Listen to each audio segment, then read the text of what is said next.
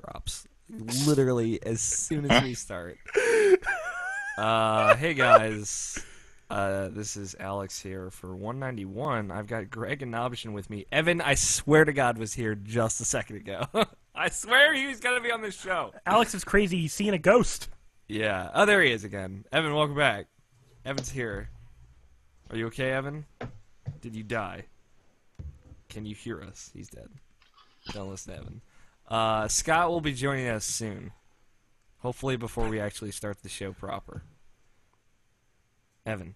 Yeah, hi. Oh, hi. Okay, thank God. Can you hear me? Yes, I just dropped.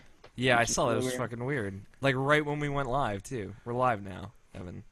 Yeah, I know. I know. All right, let's start this. Let's get this bonus. Let's get this shit on the road going. Evan, since I haven't spoken to you in like a year. It hasn't been a year. It's been like. It's been like a month and a half. It's been like 2 so weeks. long. It has not been 2 weeks. I swear, foga. How's life, Evan? Good. Yeah. Working a lot. Oh, thanks. Good. Yeah. And then you just leave. You just leave the hangout. Start crying. I've got to go on my world trip. When do you go back to school, Evan? I go back the 25th. I don't start classes till the 26th. I start class on the 25th. I don't go back to school. I know, Greg. You're not going to school. I got it. Thank you. I know. I'm above you peasants.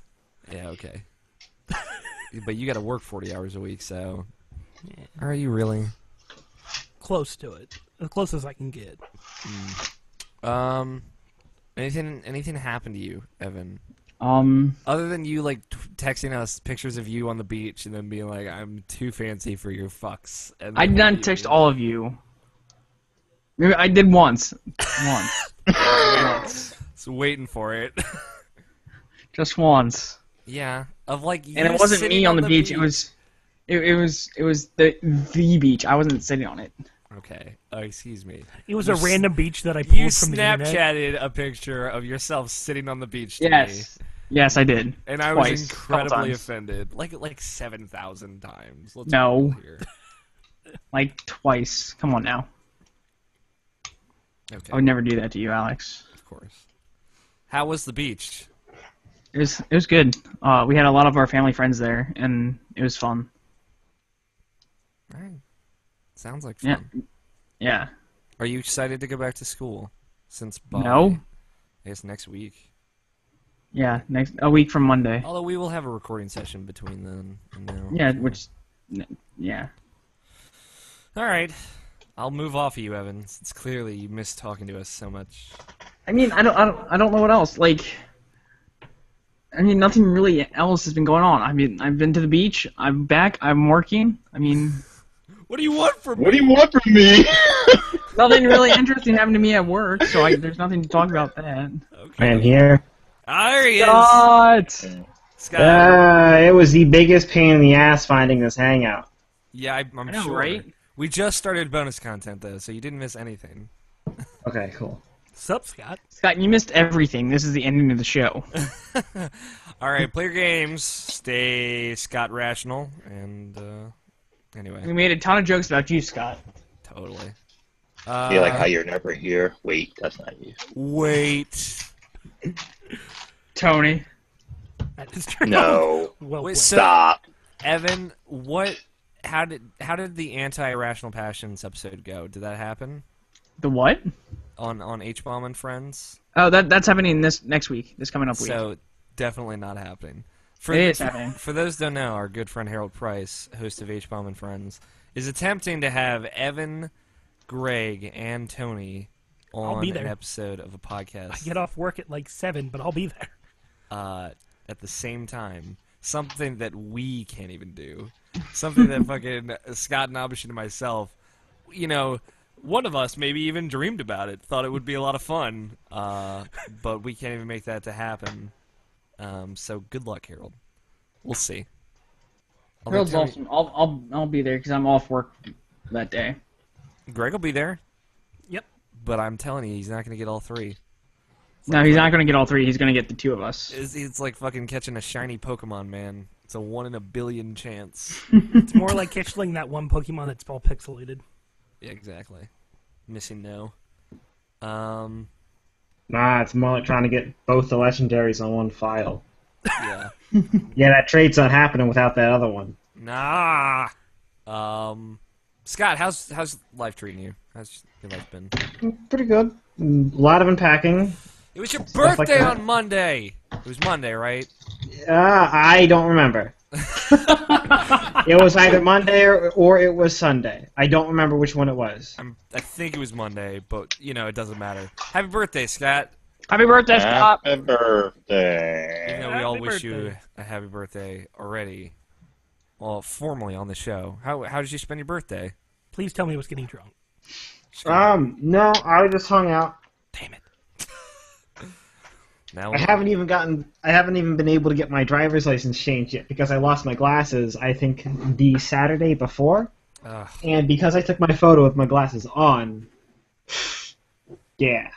No, I literally went to the DMV. They pulled me out of line and took me to one of the kiosks, and they told me to do it there. And I didn't need anything. I just needed your driver's license Pants. and payment. Did you have your glasses on at the time? Yes, because I have to have my glasses on. Right. I have to have my glasses on too. I didn't have them. If you don't have that's the big thing here. Yeah, you drivers, since you gotta fucking look at stuff while you're driving, you gotta have the glasses with your things. It's weird. I'm like, since Tony doesn't count anymore, I'm like the only host here that doesn't need glasses. It's weird. Yeah. I never think of Nobishin as needing glasses, but he wears them, right? All the time. That's pretty much. I don't wear it all the time. I take them off when I play portables and when I'm in the house normally. Are you nearsighted or farsighted? I am. What's it? Nearsighted when you can't see far away. Yeah. Yeah, that's why I am. Okay. I've always wondered what are all of you, excluding Nobishin, since we know. Greg, what are you, nearsighted, farsighted? If I take I'm my glasses black. off, I cannot see very far, so I'm gonna guess I'm nearsighted. Okay. Evan. I can't see very far without my glasses. Okay. Everyone here is nearsighted, and we all play video games. So that's Scott. Are you gonna round us out here? No. I'm legally blind. My forehead looks for me. My eyes are there. Are you? So you're farsighted, Scott? I forget. Okay. Can you see far away or close up? I can see close up. Okay, you're nearsighted. You're all nearsighted. Yeah. And guess what? I can see like everything all the time, always. So. Yeah.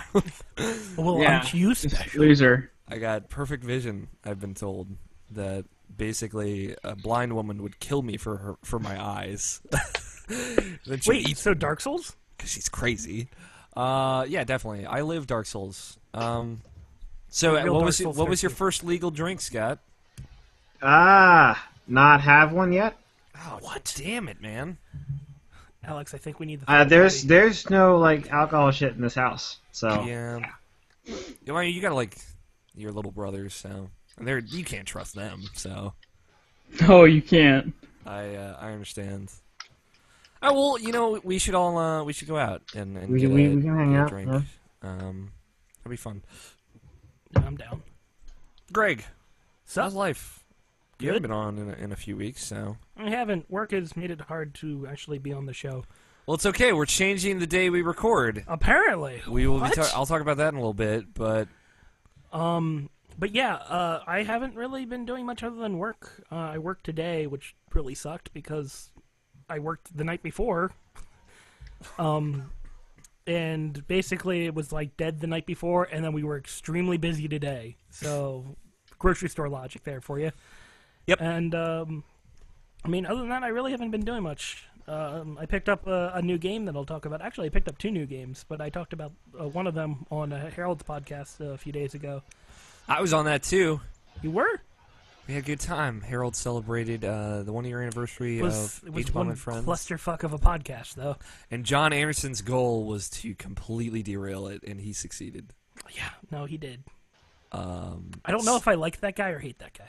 I enjoy John Anderson. I'm Let's sure get him back on, Alex, please. he's never been on. I would love to have him on. I've told him that we'll have him on. Maybe we'll have him on next week. But yeah, he's fun sometimes. So nothing crazy happening, Greg. Not really. Oh, I saw Guardians a few weeks ago. That movie's fucking awesome. Awesome is. You didn't like it? I liked the raccoon and the tree, but All that right. was it. Well, you're a hater. That movie was not as good as everybody says it is. Oh, that movie's fantastic. Don't listen to Greg. He's crazy. Uh, You know what? To each their own, as I've always said. But I very much enjoyed that movie. I'm sorry that you didn't like it, Greg. I thought it was funny with the tree and the raccoon. But, Rocket like, and Groot, they have names. I know. I know what their names are. I just like to say it like that because it annoys the hell out of people. But You know like, what? their jokes were the only thing that made it really funny. Other than that, it was just kind of like if they weren't in the movie, that movie would not be as good as people say it is. I disagree, but you know we've talked about Guardians on here before. I don't know. Scott and I You had break apart the Guardians team at all, you kind of don't have the Guardians anymore. So yeah, like I feel like all 5 of them are super essential. Like take one out of the equation and the movie becomes a lot less good. Yeah. Also, remember, I knew nothing about the comic book. I just watched the movie. Do I? So Neither do I. Okay, well. I loved it. I think it's one of the best movies that's come out this year. So I would recommend it to everyone. But we've talked about it previously. I'm sorry that you didn't like it, Greg, but, you know, to each their own. Anything else? We'll have to debate it in the year. Yeah, we'll have the debate at the end of the year. Yeah, I got a boom arm. I've got a desk in my room now. Yeah, if you're watching the video, well, I forgot, we're in bonus content. You can see Greg's face right now. Yeah, Although more often now, too. people have probably realized Alright. that. Alex. It's no longer just a view of my forehead, which it used to be because... No, it used to be just a view of Asuka, Yeah, that's true, too. or Asuna. You know what? Sometime I'm sure you've had multiple anime characters up before. Yes. No, that's Asuka. And Shinji. Mostly the Shinji. Evangelion here. All Fuck Shinji. Evangelion. Moving on. What about you, Nobishin? How's life? I start work on Wednesday. Finally starting work on Wednesday. It's been like almost. It's been about 3 weeks since the last time I worked, and I liked having this little vacation, but I just need like something to occupy my time now. I'll kind of drive myself crazy just Where are you working, being Nobishin? same place, Blue Lion Deli. Okay, It just took a long time for it to transfer over. But yeah, like I'm happy to actually start doing something again. Cause like I like being off. I like lazing about like anybody, but you know, it's just like a matter of just like I need to get out. I can't stay in the house all this time. It bugs me after a while. I need that chaos so I can appreciate having this free time that I have right now. So that's the kind of thing that I need to help me balance my life and stuff. Be a sensible working human being. But other than that, mostly been hanging with Mark and Katie, like pretty much like all this week. And yesterday I caught up with some old friends that I haven't seen in like fucking forever. There were like you know how you have like separate groups of friends? It's kind of like that. Don't I Or, fucking know it? Yeah, like Mark was more like when me and Mark were growing up. Mark on the Mark side, that was more like my I guess you could say good side, and with my other best friend Tony. When we were growing up, that's more my evil side, I guess you could say, because Tony was the one that's like, oh, I need you to go pick me up at 2 o'clock in the morning because I might get arrested for walking because I might have stole a car.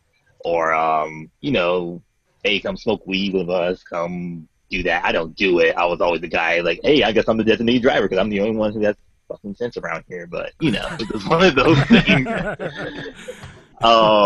But like seeing them again was great. Saw my ex-girlfriend there, which was weird, but kind of catching up with her was actually a good thing to see how she was doing. Just seeing like a whole bunch of friends I ain't seen in years. Just good talking to them. Just good to see, it was just a good time. And yeah, my best friend Tony, he's getting ready to go back to Chicago like next week. So we're trying to catch up a little bit more for the rest of this week and just like enjoy each other a little bit more. So it's just a little good I'm time. back. Sorry. You're fine, Evan. Yeah, it sounds like a lot of fun. I am very privy to the multiple groups of friends weirdly interacting with one another. I think it's tons of fun though. Like when I have Damien and Ethan, and I just like have them over with a bunch of you guys, and then I just sit back and then watch you guys interact with one another. And I think it's fun.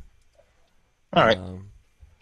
But Scott had to duck out a little bit for a little bit, but he'll be back. As for me, that's all Nabashin.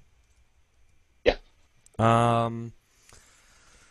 I had a pretty good week, except we had to record on Sunday because of some Evan. I'm sorry, Alex, but I wanted to be on the podcast. Gave up my Sunday for this. And I guess like it worked out because there was someone who was like, hey, come on our show, Trophy Horrors, who I'll talk about in a little bit.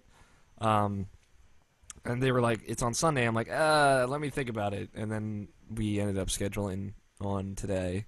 So I'm like, fucking, my Sunday's already ruined, so I might as well go on to it. But for those who don't know, and all of you know this, well, Evan might not. Clearly, Evan doesn't care about me.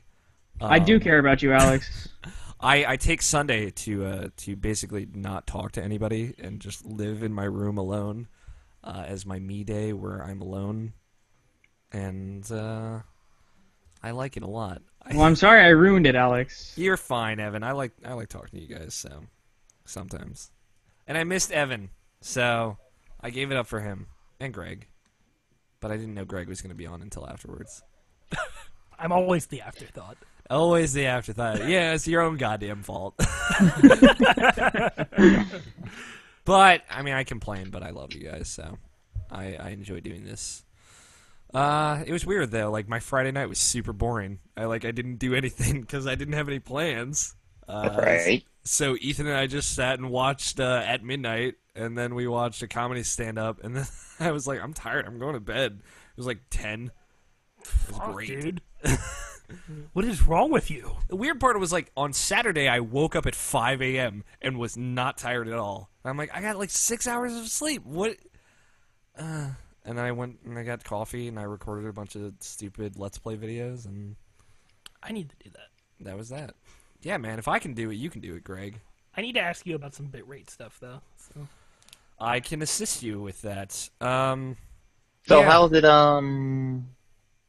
how's it different from, let's say, Ethan working his old job and working his new job? Is there anything like different going around? Is he bringing home like Whole Foods to the house or something now or something? All right, well, he's not listening, and I know he never will, so I can tell you guys. I'll tell you how it's different. Ethan has become the most pretentious asshole when it comes to food that has ever existed. We were walking through Harris Teeter, and it's like, man, Harris Teeter's produce section really needs to step up their game. I'm like, are you? It fucking really does. I'm sorry, Are you but it really fucking does. serious right now? And it's just like every day with the I bit into this organic white peach and it was the most delicious thing I've ever eaten. I'm like, oh, I don't care. But I'm his best friend and I'm a good person, so I don't say anything.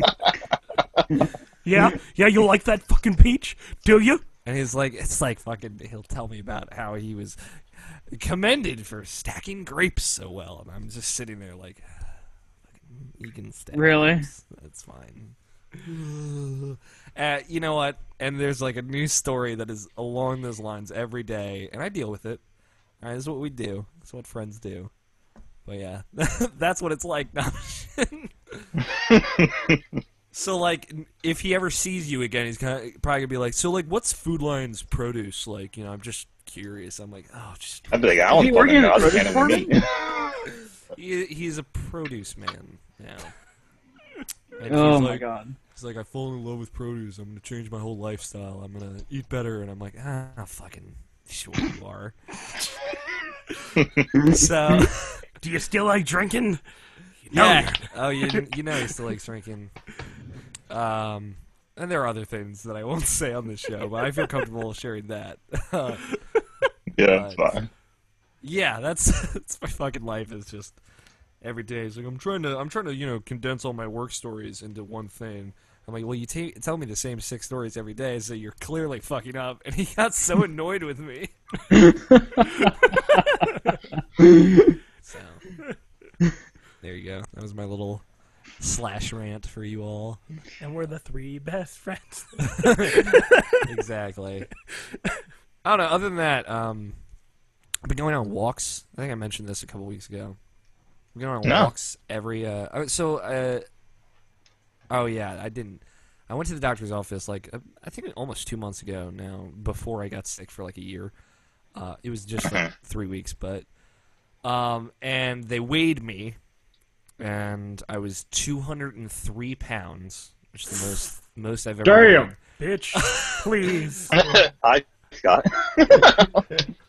And I was like, I'm going to do something about this. So since then, hey man, like, what's that? You cut out. I think someone's knocking on my door. Ah, well. Scott, what did you say? Scott? He's dead, Jim. He's dead, Jim. All right, well, fuck Scott then. I was like, I'm gonna do something about this, so I've been going, but oh, Scott, you're cutting in and out. is this okay? This is better. Yes. Finally. Okay. Yeah, my mic cord needs kind of being renewed. Okay. What were you saying? I said, hey, I got the gym set back up. Yes. Better than any gym that you could get to. Probably. Thanks. Except your house is as far away as the only other gym that I go to. And it's just like gym's super inconvenient.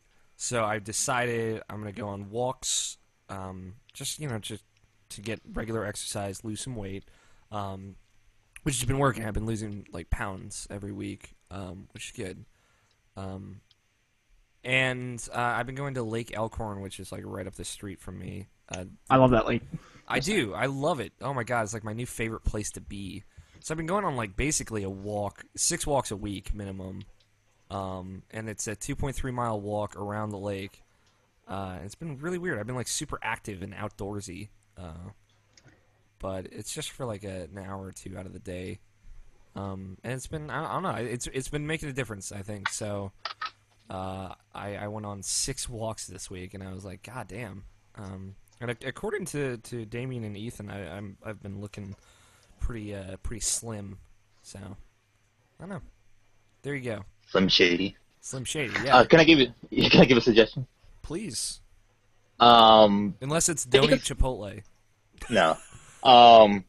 Think of something that you do like literally every day, and like whatever that thing is that you do every day. Before you do it, do like 10 push-ups and 10 sit-ups, and like think of it like you have to do those like every day before you do that actual thing for that to be your reward, and that usually like helps out.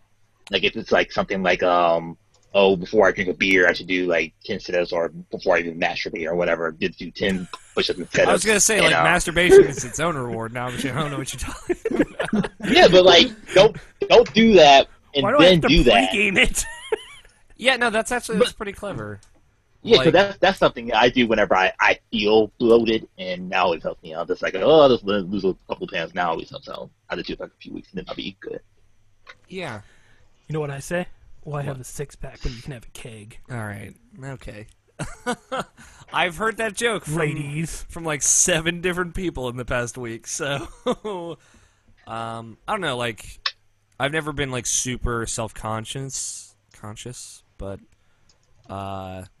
like Scott's reaction is pretty telling of like, you know what, I should do something about this, and I am, and I like what I'm doing, and maybe I'll augment that with, like you said, Nabashin, some push-ups and some curls. Yeah, because like I never changed like the way I ever eat or anything like that. Not mostly because I've never eaten anything, but like my diet, the way I eat is the way I eat. But I just be a little bit more active. this that just helps me like keep it down or make me feel better about myself or whatever. I don't know. Yeah, and like to everyone who watches and listens, of course I would recommend get exercise regularly. Just because you're a geek or a nerd or a gamer doesn't mean you shouldn't be active and healthy and eat well and drink well and be happy about yourself and your body and blah blah blah blah blah. But that's all the preaching I'll do for this episode. Thank you for the recommendation, Namishin. Oh. Preach, Alex, preach! I think it's time to start the show. What do you guys think? Sure. You do sound check, Scott? I feel like we should Before we talk start?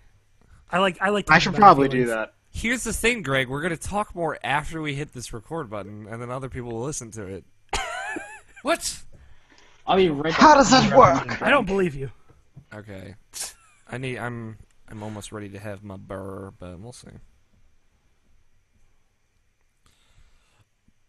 We'll see. I'm already 3 in. I know. Did you just like buy a case of Corona? Yep, 6. Well, that's just a 6-pack. Well, 6. Yeah.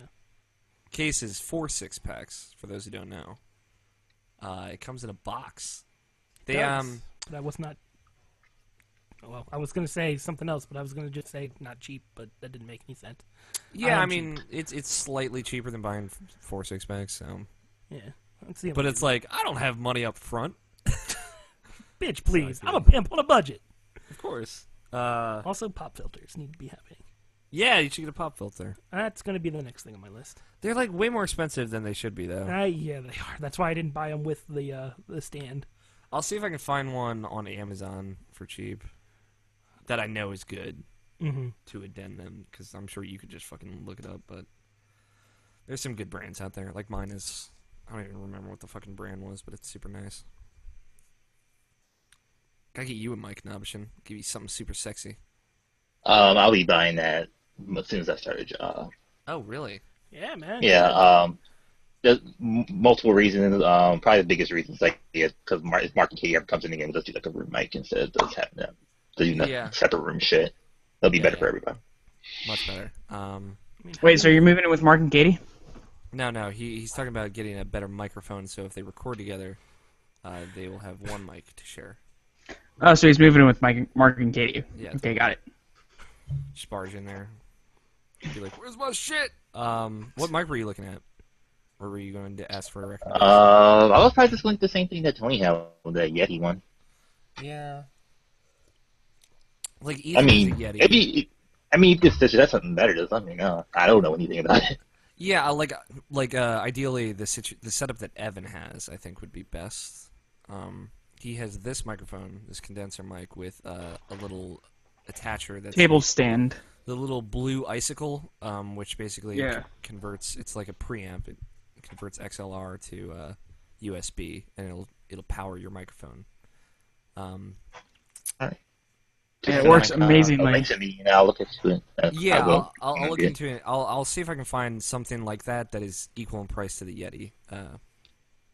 So that'll be my goal. Greg does the same thing, but he has a mixer like I do. Yeah, well, mine's Right. smaller, but Yeah, but having like, a mixer is probably the best thing I've ever. Alex, next if week you're I might gonna come go to your house and full-blown, just buy a record. mixer. Like that. I would definitely recommend that. well, like, see, like the thing is, like for Evan and for Nobishin, I would say, just getting like a preamp like the Icicle is ideal, because like I need a mixer because I have people over to record. I play sound samples and all that stuff. I need all of the usages of the mixer. Same with you, because Yeah. you host a show as well. That's Yeah. why I recommended you the mixer.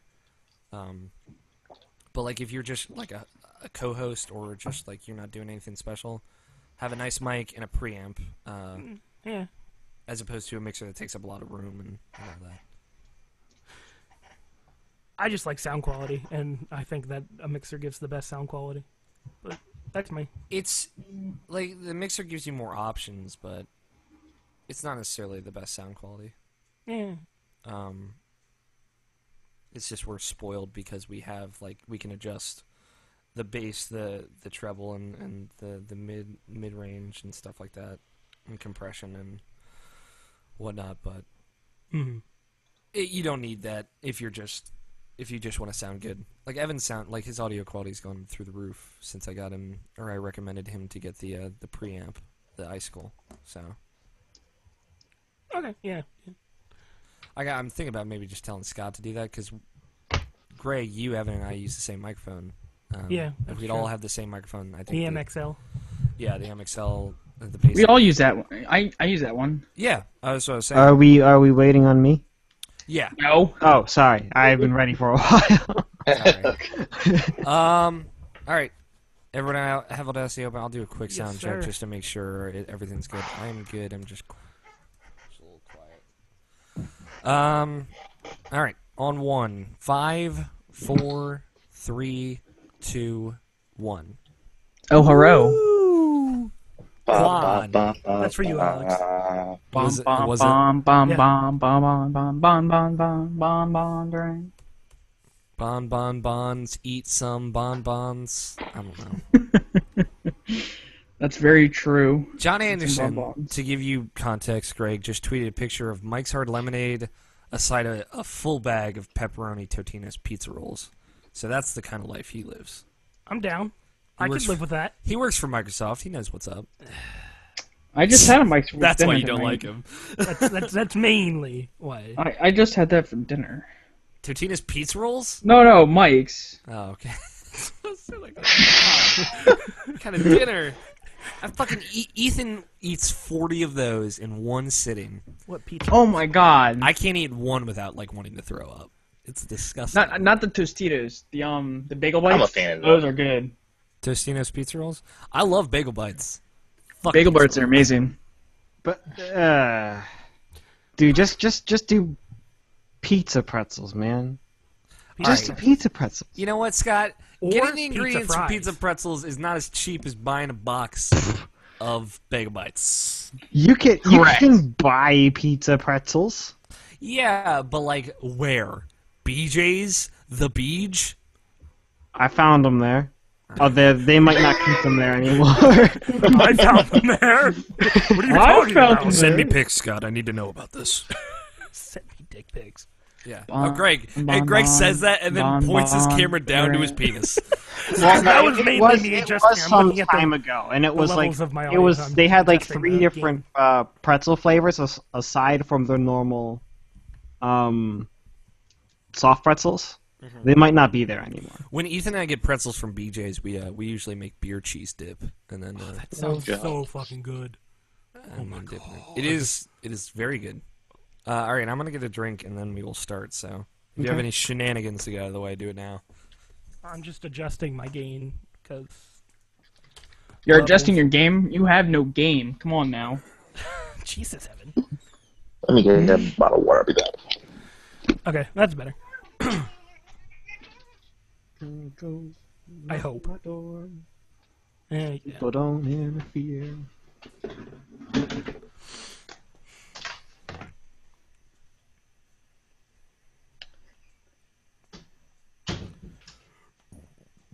Whoa, Jesus.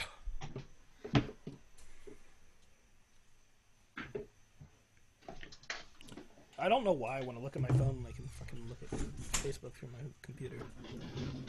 Derp, derp, derp, derp. Yeah, I forgot how fucking dark Sweet Baby Jesus is. Chocolate peanut butter porter. That's fucking darker than the night. Dark as night. Would you like a bell, Master Wayne? Master Wayne. Master Oh my god, the Game Grumps. Fucking Aaron from Game Grumps does the best. The best Michael Caine impression. It's amazing. Alright. I'm ready. I'm ready. Yep. Alright. Milk. Milk.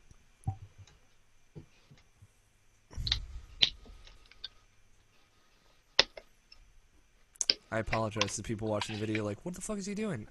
Give me a second. Hi, Mark. Hi, Mark. Hi, Mark. There's one viewer right He's now. watching. It's gotta be him, right? Yeah, it's him. Katie's on her way to watch right now. She just got off work. I like how the two viewers are just like Not Machine's best friends. That's how it works, doesn't it? Yes. Kind of. Okay. Like I was saying this earlier, I might end up cutting the show short. He says, "What's up, everyone?" By the way, 25 minutes ago, Mark does. We might cut out the third segment depending on how long we go, because I don't want this show to be absurdly long. Aw. Apologize. I don't care. I do declare. So we'll see. Also, Evan, you're gonna read MPDs this week, Yeah. because you got to talk at some point. Scott. You know what? Last time Scott read MPDs, all he did was complain. And I know it was just because he was buying Yeah, time. but that's Scott though. Scott always complains. That's his thing. Damn straight, it's my thing. You can't take it. But I can take MPDs away from him. Listen, man, Evan's got to have something. I gave Evan a new job. He could read the new monthly free games if he's ever here for those. And he wasn't. If he's ever here. He wasn't. I mean, I don't mind Evan taking it. But I'm still gonna complain because MPDs. Okay. Fair enough. All right. It is Sunday, August 17th, 2014, and you're listening to the Irrational Passions podcast. I'm Alex O'Neill. What's so funny about that, Evan? I'm just reading what Harold sent us. Oh, I'm Alex O'Neill, your host. Evan Wall's here. Hey! Evan, we missed you. Not really. I missed you too, Alex. Go home. Scott Guthier is here. Fine, I am home, Alex. I am home. Nobishin, Brian the Nobishin Jackson is here. Solomon Grundy went pants too. All right. and Greg You're Blaney. messing this up for me, like seriously now. I'm just throwing you off your game, man. You gotta stay on your toes, all right? You're messing up, all right? No, you're messing up. You can't do these switching my name every week. And Greg Blaney's here.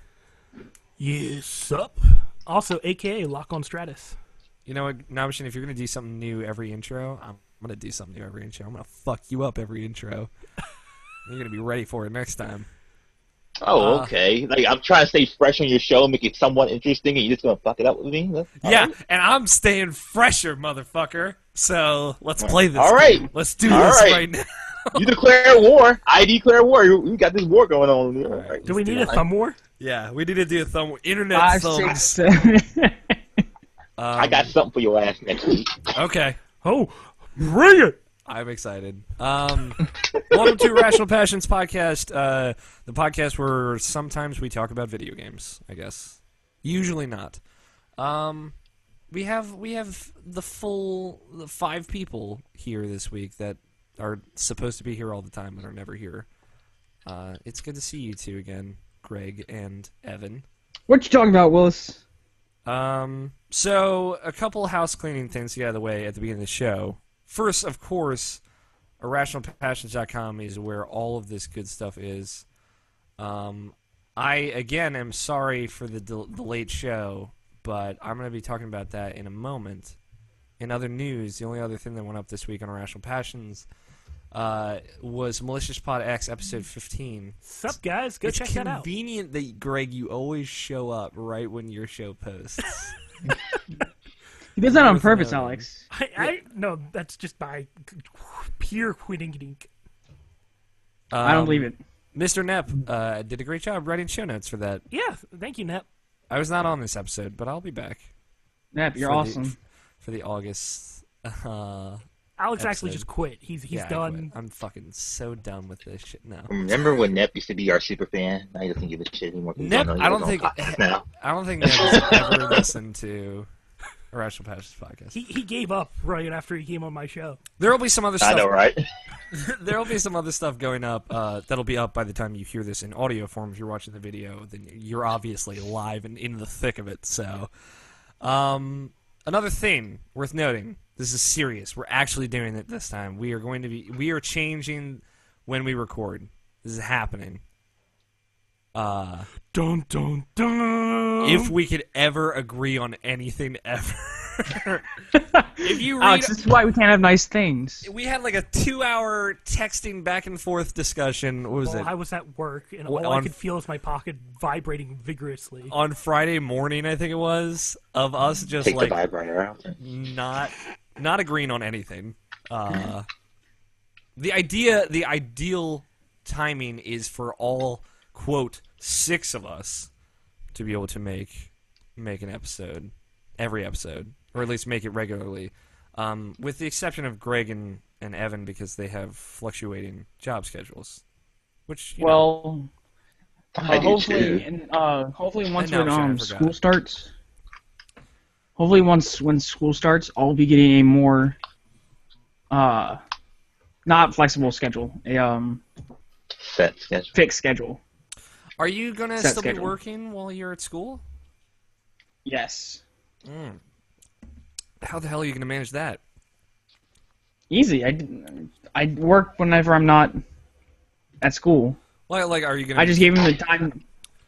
Are you gonna? Come I just home gave for him the times weekends? No, I'm at HCC again. I forgot. See, like, all of this makes sense now. Okay. Why aren't you going back to Souls? The Sauls. Too steaky. Yeah. It's alright. Once you, like, put all that fucking gravy on your steak, man, it just doesn't even taste like steak anymore. I understand. Except when you're trying to make Salisbury gravy steak, University. because gravy steak That's is the right. delicious. So, right now, I think... I don't even know if this was, like, the most promising time that we had discussed, but, like, Saturday mornings or early on Saturday. Early Saturday afternoon, maybe. It would The have to only be- the only minor problem is convincing my dad that the podcast can't be pushed till later because every Saturday is shore day Sure. until I move out.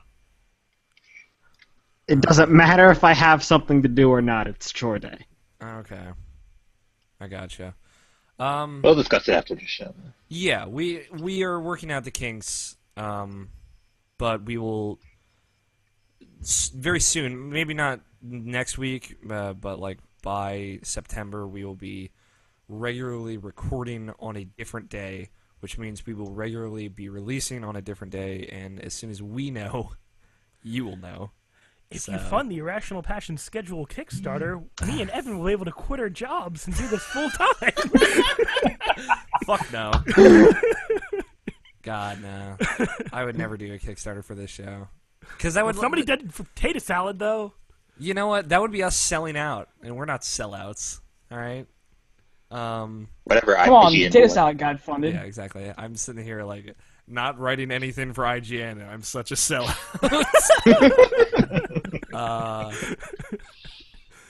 So just keep that in mind. Friday nights used to be our thing. It's been our thing for 4 years, and that will change. So we will figure something out, and we will let you guys know as soon as we do. So I wanted to put that out there. But with that out of the way, let's talk about video games. We like to do that on this show on occasion. Evan, it's been like a month since you were on. You had to have fucking played something. So tell me about video games. Yes, I did. Okay, what did you play? I've been playing Battlefield 4. Okay. I've also played Wait. wait. Dragon's Teeth has come out. What do you think of Dragon's Teeth? I like it Okay. a lot. Greg liked it. Yep. So Yeah, and then I'm also in a clan. So I put That together would a. explain why you're on Battlefield so much, Evan. I was wondering, like, every time you join Battlefield, I see, like, you join a group conversation, and then I, like, look at it, and, like, 50 other people are in that call. Whew. Yes. And so I put together a squad on squad deathmatch tournament, but it was only 2 squads, and we did a best of 5, and my team totally got raped. I don't know how we did awesome in the first 2 games, and then we just got raped. you lost, let's say. You did not. Yeah. See that last slower. You did I not couldn't say rape. get raped. Lost horribly. I just so you know, Nobishin, I did cut that part out of the show last week. Oh, I know you did. I know you did. I'm just Mark and Kate. Mark is, by the way, so thankful that you did that too. He was so drunk he doesn't even remember that. I thought it would probably be appropriate to do that. Plus, like the audio, I will say now while we're on the subject, I apologize for the audio of last week. Katie's mic was not agreeing with her voice on occasion, and I tried to do what I could about it without compromising the show. And there are some rough spots where just the mic is like clipping and cutting in and out. But if Mark and Katie ever join us again, which I'm sure they will because they were lovely, fun guests, we will have a solution for that when that happens. So rest assured, you will not have to worry about that again. We love you all. Thank you for listening. Anyway, Evan, continue. My team lost horribly, I'm so horrendously. sorry.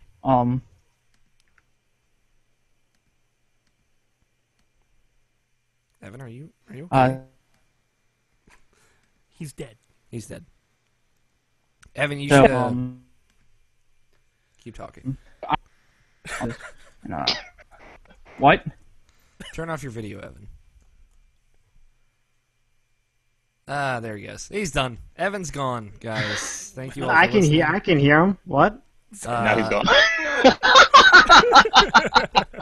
Okay, yeah, now he's gone. Was he clipping Yeah, in and it was out for like- anybody else? Yes. No, He was. not for me. Scott, you have the magical internet, clearly. I mean, now he's gone, but yeah. He's back. Alex, Yes. can we go back? Can we go back to Skype? Yeah, no. Evan, Can we find you something don't, better than this? you don't have to turn off your video, but go to just bandwidth usage at the top there and set it to like medium or low. It's not. Yeah. So basically, I've been doing. It is on low. Oh, well, then fucking turn off your video. I got nothing for you, man. There, let's try that. All right. Anyway. Okay. So I've just been playing a lot with them. Because I'm trying to get in more playtime with them. Just because of the new games coming out, they won't be playing Battlefield very often. So I'm like, I need to play with you guys. Okay. Evan, do you use your battle log at all? Yes, a lot. Almost all the time. I'm curious. How much time do you have in Battlefield? I can look real Because quick. I have 169 hours and 58 minutes. Really? I expected more of you, Greg, honestly. I have like 300. What? 300? If really? And then God damn it, Evan, man. Your connection. I've been. Not agreeing with you tonight. It's not. Do you have a Ethernet cord that you can hook up? No. Alright, well. We'll power through. If you want to turn off your video, that'll probably make it better. There. How about that? That should be better. Okay. I'm sorry. I would love to see your pretty face, but I know. it's not happening tonight. How No, many it hours doesn't- do you have, Evan? Give me 1 sec. It's my computer hates me. Log.battle.com, is that what it is? Battlelog.com.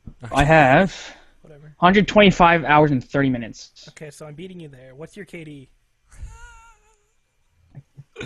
Hey, you're only beating me there because I don't play as much as I would like. I'm just Yeah, I messing don't with play you. constantly, I'm just like- curious. What's your KD? 1.03. Fuck you. I have an 0.9. I told you, Evan's, I have Evan's good at Battlefield, man. I'm in the repairs division 1 for the world. FYI. I'm My- on Recon Division 2 for the world. My KD ratio is 1.24, if that makes you guys feel any good. Fuck you, Alex. Thanks. I'll go cry myself to sleep now. Thank you, Evan. I not to take Wait, over can we your... take a moment to see Evan said fuck you on the show? I forgot, Evan never fucking says that. Oh, God. You're blazing, you're back, man. I love it. But I've actually started using Battlelog a lot more. Like after I fixed some shit that was wrong with it. So like actually using it, I actually really enjoying Battlelog. Alright, so It's kind what's your of score per minute, Greg? God damn it. $2.99. $4.55. Now you know a. Wow, that was the quickest I've ever lost a thought. Scott was so dumbfounded that he had no fucking clue. I'm so sad that Nobishin was like, hold on, I'll be right back in the chat, and he's missing all of this quality miss. He missed a fuck you, Alex, from Evan, Scott losing a thought in record time, and the dick measuring contest of Battlefield Century here. I'm not generally measuring dicks. I'm just measuring mine compared to his. No, but I was just interested. That's all. All right. Anyway, I'm in Division 2 for Recon as well. Okay. Anything else, Evan? In Battlefield? Not really. Okay. What else? What else have you been playing? Pocket Trains and Pocket Planes. Okay. So, are you into the Pocket series? That didn't really stick with me. Kinda. I mean, I just got really bored, and I decided to download them again. Okay. Because really bored. I feel like with the Nimblebit games, excluding Pocket Quest, I think is what it is, because that one's like actually a game. You either like the Pocket Trains, Pocket Planes, or Tiny Tower, Tiny Death Star. I don't have Tiny Death Star. I didn't like that one. Okay, but you like Tiny Tower and you like the Pocket games. Yeah. What about Disco Zoo? Did you give up on that? Kinda, sorta. Ah, you fucking bastard. Speaking of which, Wait, what'd you? What? It was Pocket Quest or something? it's like let me see. I have it on my phone. Because I got really bored, and I'm trying to no. find games on my phone because I got a new phone. I was like, I have all this space for everything. Oh now. man, do I have a game for you? Oh god, are we gonna fucking talk about Puzzles and Dragons and this bullshit? No, I'm just gonna suggest it. You know what, Evan? You'd probably like Puzzles and Dragons. It's called it's like, Yeah, it's just like I'll get him into it at some point maybe. it's like Pocket Quest or something. It's by Nimblebit, so just search Nimblebit on the App Nimblebit. Store. Nimbletit on the App Store. Nimble Quest. Here we go. There you go. Nimble Quest. It's pretty good. It's like Snake, kind of. Except Snake. there are different soldiers that do like different things. Snake! Nobishin, you missed so much. Did I? Yes, you Yes. did. Evan said "fuck you, Alex" to me, and then Scott lost a thought in record time. It was amazing. What else, Evan? I have Game Dev Story back. I started a game That over. game will make you a horrible human being. No, that's No, Game Dev it won't. Tycoon. Although Oh. Game Dev Story will do the same thing. Not really. They're essentially the same game. Yeah, they are. You haven't played with me and Alex. Yeah, we We created. we're a little offensive, No, just a little bit. just a little bit. Just a little bit. I can see that from Greg. It was a mutual companionship, I'll say. Greg is not the only one guilty. Mostly because I was like, I just like put a couple swear words in the title and a lot of racial slurs. And then it sold like hotcakes, so guess what? 5 out of 5. Marketing genius, motherfucker. How is that game? Game dev story going for you? It's good. I can't come up with any clever names, so I just leave them. Tentacle porn MMO. Don't name them. Don't So- name them that. My Moe sister. I mean, it's okay. I've gotten a lot of awards. Nothing big, but a lot. I've got a lot of awards. I had 2 games in the golden category. I forget what it was called. Hashtag humble brag. What the fuck does that mean? Humble brag? Yeah. It's a humble brag. It's like you were bragging, but you're trying to act like you're not. So you're like, here's an example. I Urban Dictionary that shit, and I still don't understand what it meant. So like, some guy who won like an Oscar, right, is in a I'm butchering this reference, but he's in like a Taco Bell drive-thru and he's stuck in the drive-thru. He's like, just won my Oscar tonight and now I'm stuck at Taco Bell just like everybody else. Hashtag humble brag. So he's like saying, "I'm like everybody else, but I'm better." Is what it's the gist of it. Okay. That's confusing, but okay. It's like I walk into a bar and everyone starts staring at me. I guess I'm kind of attractive. Hashtag humble brag. But so I got a couple games in that category, but they didn't win anything, sadly. Yet. Oh god, this beer is so chocolatey. Sorry. What else? Tell me about any new games you've been playing. A Dark Room, actually. So Tony turned you onto this, right? No. Okay, well he tried to get me into it. Such a hard no. No. Fuck Tony. Jesus I- Christ, Evan. I found this on the App Store, and I was like I said, I was bored, so I downloaded it, and it's actually pretty good. It seemed interesting when I played a little bit of it, but like Tony did that thing that he does where he's like, "Here, play this," and I'm like, "I don't want to," and he's like, "No, do it," and I'm like, You would like it if you weren't forced to play it. "Yeah." You mean like Persona? No. Anyway, It's a text-based adventure kind of thing. but he uses visuals in like a really Yeah. clever way.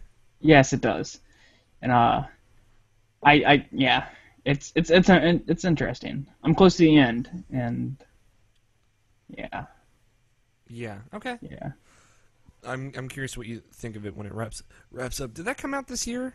I haven't. I can look, but I don't know. All right. What else? 7. Doodle God. Doodle God's such a great game. Yes, it is. I finally beat the campaign thing. Mm-hmm. Finally, after beat- like 4 years. I beat the original version of it, but like they've patched in like 1,000 more things you can make since then. So. Yeah. Yes, it did come out this year. Okay. So I beat Doodle God. I still have to do the quests or whatever they're called, and oh man, yeah, basically just the quests, and then I'm done. Cool. So And anything else? Is that it? that and Fruit Ninja, but that's not really new. But That's not new. I'm always Fruit Ninja. yeah, Fruit Ninja, like because I just got bored and I was like, time to download all the old games that I liked from my old friend. Time to download all the games I liked in 2012. Yep. So I was super bored. I'm sorry that you're always constantly super bored. You know, you I mean, hang, because I like. hang out with me. I mean, because like I have 15 minutes at work for breaks, so I'm sitting there. Oh, well, understand. I'm bored. And then if I'm there longer than 6 hours, I get a meal. So I'm like, oh, half an hour to do nothing. I got So- you. That makes much more sense now. I do it at work, and then I do it before bed. All right, Nabishin, you're going second. Don't do this thing where you're like, no, let Scott go. You're going. No, I'm ready. Okay. You always do that. Don't think you know me, motherfucker. You don't know me. Fuck out of my face with that shit. All right, Nabishin, what video games? Well, this is coming back to Virginia. I'm trying to catch up with a bunch of my friends now. I saw my friend Marcus on PSN. I talked to him for a little while, and I found that he was like really into Dragon's Crown. He just got into that since it was free on PlayStation Plus. So I was like, I should get back into that since I never beat that game, and then I got back into it and I beat that game. That game's so good. So that's Dragon's Crown. Sweet. But yeah, I'm glad I finally beat that game. I forgot how good the game was, and it just took me a while just to get into it. Because that last boss was almost impossible at the time. Then after finally beating him, I got to the maximum level you can at normal. So now I'm on hard mode, so I can keep going as far as the game goes. So even after you beat the final boss, there's still more to the game apparently. So it was like, oh, now you can collect these 7 talismans now that you beat the final boss. I guess there's an even bigger boss after that. So I'm just like, it just keeps going, and it keeps my interest. It's just a fun game, and I still like using the elf. It's like a cool class for me. I don't know if I'll ever like actually try out the other classes. I should, but I don't know. I don't think I ever will. Not because I don't really want to, just because I like the game for what it is, for what I have with it right now. So I'll just go with what I got and just play from time to time, just like when I just want to play something else or something different. But yeah, I'm happy I picked that game up again. It's been a while. Cool. Yep. I also got Animal Crossing New Leaf, Why? What drove you to pick this up? Katie. Okay. That's Fair. pretty much the only reason. No, because no, because like ever since I got her for her birthday, she was saying like how much she liked it, and I always said to her like, hey, like I should probably get into that too, because I never played the Animal Crossing game, and I never really had the time to actually get into or invest time into it, so I wouldn't know anything about it. And she was always saying like, oh, we should get it so like we can co-op one day, and I was like, yeah, sure. And like a year went by, and like I still didn't get it. And then like while we were like talking, while we were hanging out, she just asked me like, are you ever gonna get Animal Crossing? I'm like, I don't know, maybe I should get it. Like, you should, so we can co-op. I'm like, okay, so I bought it, and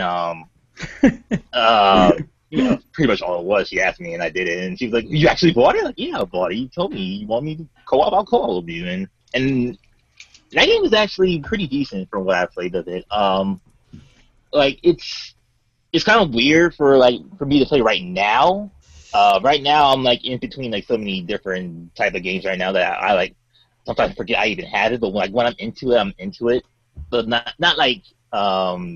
too into it, I guess you could say. Like I'm more like really just casually into it, because like I haven't time traveled yet or anything like that. I just like take it by when I actually have time to play it. But, No, man, don't time travel. Yeah, Not worth it. Don't do it. What ends up happening is you try and do so much at once that when you put it down for too long, and then all the work you did time traveling, then gets thrown down the drain.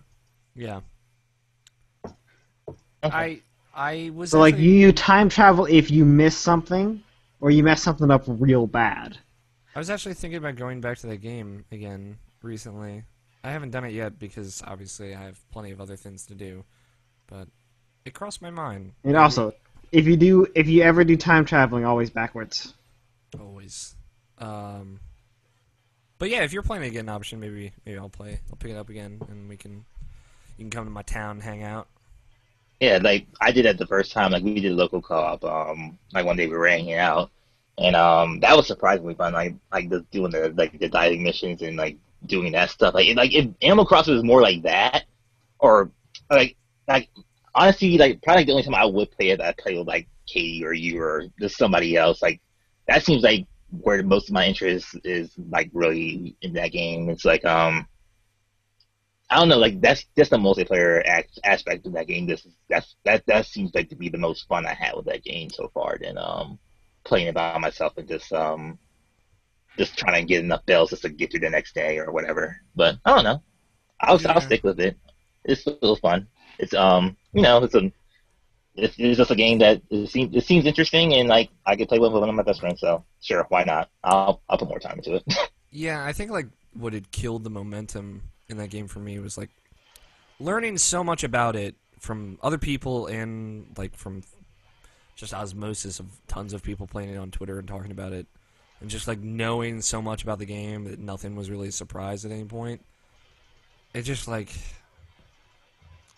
anytime a surprise came along, I was super stoked, but everything had kind of lost that sheen of something new and magical. And that's kind of like what I loved about the first Animal Crossing.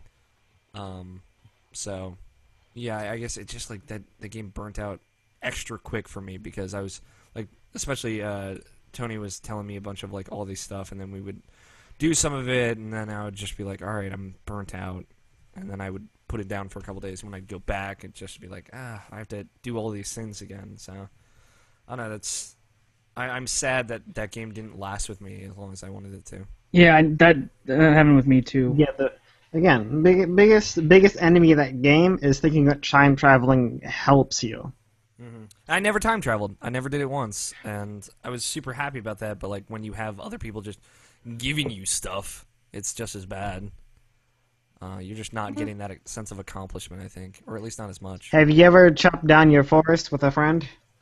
No, That's funny. That's fun. Like I've You seen just I've stack seen up what with, happened. like 5 axes. I've seen what happened in the first game when you cut down all the trees. Like one of my friends just did that to one of my other friends, Keith. Like they just took his game and like they just cut down all his trees and like they didn't tell him. And then like he just got back into his game, like all his trees were cut down, and he was like so sad. He was like the saddest he's ever been that day. It was like it was a traumatic experience for him. Yeah. Cool. I'm glad that you're at least enjoying your time with it so far. I hope it sticks with you. Yeah. Playing more The Last of Us Remastered. I still love that game. I just like I got past we're actually where the school is at, Alex. Me, Mark, and Katie, we're playing that together now. Since we got Katie on board. Usually it's me and Mark. Now it's just kind of me because I'm playing the whole time, trying to give them the controller. They don't want to take the controller, so fuck them. I'll play the controller and have them to do this movie experience because that's who I am now. Okay. God. You're just them. Yeah. I play the games. They don't play with me. Play your fucking Borderlands 2. They don't want to play no more Last of Us Remastered to me. I'm being dumb because they're watching. But like the scenario, Alex, like Ellie runs away. You get on your horse, you go after her, and you take this slow time to get to try to catch up to her. Then out of nowhere, the combat happens. Like bandits happens, and you do that like 10 or however minutes it takes you to do that. Then you go back in the horse, and then you go to the house where the Ellie's at. That's exactly what I don't like about that game. Like you didn't need to interrupt that moment with a combat sequence just to do some fucking combat with that. So that stuff still bothers me. I realize that still bothers me. I realize it's just a dumb thing that because it's a fantastic game. I know you like it very much. So, it's disagreements of mine. I still don't like doing that stuff. The quicker stuff are what I'm really into that game. Still a fantastic game. Everyone should play it. If you don't want to play it, fuck you. All right. So the next game I played. Okay. Yes. And the next game I played with Mark and Katie, we played PT. That fucking game. That game's crazy. I have not played this yet. I don't know if I will. But we'll You see. don't have to. Like, if you've watched the Spooking with Spoops, that's pretty much all you need to do. I have. And you'll be good. So. Or the quick look, because the quick look is just it's pretty much the whole demo. So you'll be good as far as that. But that was the experience. Like, I saw the video beforehand before I even like Mark and Katie play, because I wasn't going to play it. I don't want to play that. So I watched the video of it, and I was like, oh wow, that was something. So I gave it to Mark and Katie, and I watched them go through it, and I was like, that was like if I didn't know what to do ahead of time, that game was so messed me up. So that was just like one crazy thing, and like Is it fucked I don't up? know. It gets messed up at times. It's not. I may be like overselling it a little bit, but like from what I've seen of it at first, and it was just like, I just didn't want to touch it. I didn't want to go anywhere near it. But like I gave it to Katie so she could play it, and like she just like maybe 10 minutes of it, and just like she just passed to Mark and Mark did the rest of it. And it's about an hour long, so it's not that much to it. And like it does like it does this stuff really interesting for like just a little teaser for a game that's coming out eventually. Everybody knows the song, so spoiling that. Well, I'll say for people here that might not know, PT was announced during the Sony Gamescom preference. It's a survival horror, quote, interactable teaser. And at the end, it's revealed that it is Silent Hills, which is being... is it produced by Guillermo del Toro? Say what? I think it's both of them. It's being produced by Guillermo del Toro and Hideo Kojima. That sounds amazing. It does sound amazing. To me. want Although I know a lot of this people... inside me. Why haven't anybody of you told me about this? Well, it was during the Sony press conference. They just didn't say that because they wanted you to experience it. But it's survival horror. It was a nice teaser and a nice surprise for people who figured it out. Because like at the ending, it falls apart because like it just becomes like a pixel hunt. You try to find like the right stuff. You have to do like certain sequences the right way because the whole thing was like Kojima didn't expect anybody to solve this puzzle for like weeks or something like that. But after it went out, it got solved like in a couple of hours. People solved that pretty fast. Yeah. Whoops. But yeah, for what it is, like it was just like just an interesting thing just to like go through and just the experience. Like just playing that makes me like totally want to like just buy this. So me, Mark and Katie just go through that game again. And I mean, we'll be bitching out and jumping and scary. So like, but you know, if you got your friends with you, who cares? So it's just all fun in games. Yeah. But yeah, that game looks really good though for a demo that got downgraded even. So it wouldn't be so because it's using the Fox engine, but they downgraded the Fox engine so it won't look as good. So I guess you couldn't tell or whatever Kojima's reasoning for that. But like, yeah, that game looks really good. Like that, it is a hallway, but it's a good looking hallway. I'll say that. What game are you talking about? The PT, which is Silent Hills. It's a demo for it. Huh. I don't know. I want to play it. Like, I'm super interested in a Silent Hill game produced by Hideo Kojima and Guillermo del Toro. You just had to say Guillermo del Toro, and I'm on board. Like, with Norman Reedus as the main character. I don't know who that is, but He plays Daryl on the Walking Dead TV show. He's also from the Boondock Saints. Again, don't watch that. The live action one, or the movie, Alex, or the TV show? That live action movie and the Walking Dead TV show. He's a very good actor, and he's a fucking badass. Is he appear at all in that in PT? Just that teaser at the end. Okay, I haven't actually watched the teaser, because I was saving it for when I played through PT. But if I can get like Ethan and Damien in a room together at some point in the near future. Yeah, totally do that, man. That's just a fun thing to do. Like that was literally like a great time we did it. And just like at the last part when you have to find like picture pages, that's when you just like say fuck it, just look online because like you're not gonna solve that by yourself more than likely. But when you see the ending of it, it's worth it just to see like the trailer on your TV screen. So you know, it's pretty cool. Okay, cool. Other than that, played a little bit more Murdermouse Rebirth. I don't really need to go into that. Same thing with Rogue Legacy. Played more of that. I picked up Transistor, played for 10 minutes, and I stopped playing it again. I need to go back to that, like for real. Me too. God damn it. I've just been slacking on that. Yeah. I bought Surgeon Simulator. I just bought that today just because it's on That game PS4. is ridiculous. I love it. It's so dumb. Yeah. It's very silly. It's like It's like fuck you, this game. That's pretty much what that game is. It's fuck you, this game. I mean, I enjoy it for what it is. I don't know though. Like, like I said, it's fun. It's decent, but like, I guess I'm not really sold on how it has the controls for the PS4 controller. It works, but like, it doesn't really work the way I want it to, or at least not precisely like I want it to. Like on default, like the controller is for motion sensitive. So like when you move your DualShock 4 up and down, not really up and down, but like side to side, you turn your hand. That's like the only thing that's really for motion sensor. Or you can just use it for the right stick. Either way, it's kind of awkward to use. It's like kind of how people were getting frustrated with Octodad, how that was getting awkward, which I never felt. I'm feeling that with Surgeon Simulator. It's getting a little bit awkward to like actually like cut out the rib cage and like try it out hard. It's a little bit too awkward and frustrating to get to where I want it to be. But it still looks cool though. It's still fun. I'll still play more of it. It's just gonna take some time for me to get used to playing it that way.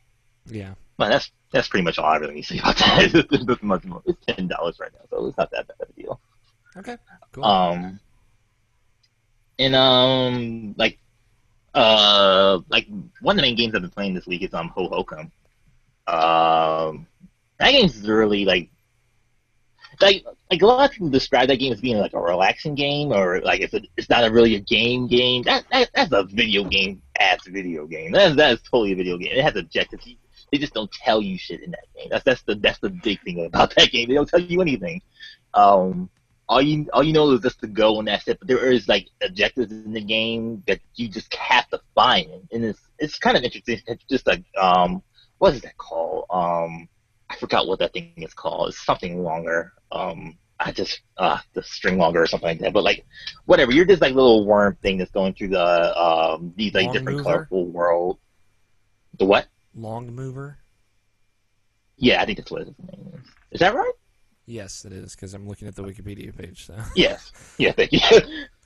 So you're a long mover, which is the kind of long worm thing that goes through these different colorful worlds, like just like you're kind of like I guess rescue like other long movers like yourself.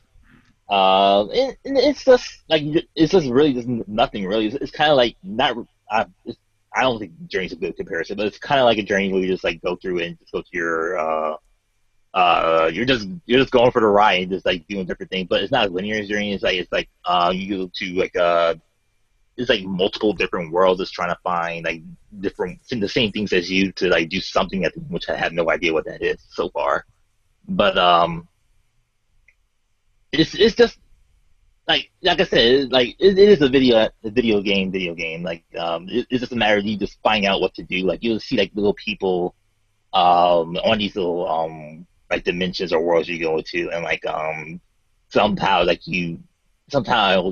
involving those people like and like involving the world, you can like you'll find out what the objective is, and then like then you can move on to like the next one. Like for one of the levels I went to, you just see like some kid flying like a kite in the sky, and like what you have to do is actually like get like all the other people and have them collect like little what looks like corn cobs or whatever, and like send them up to where that kid's throwing his kite, and they'll make that corn cob into like a kite themselves.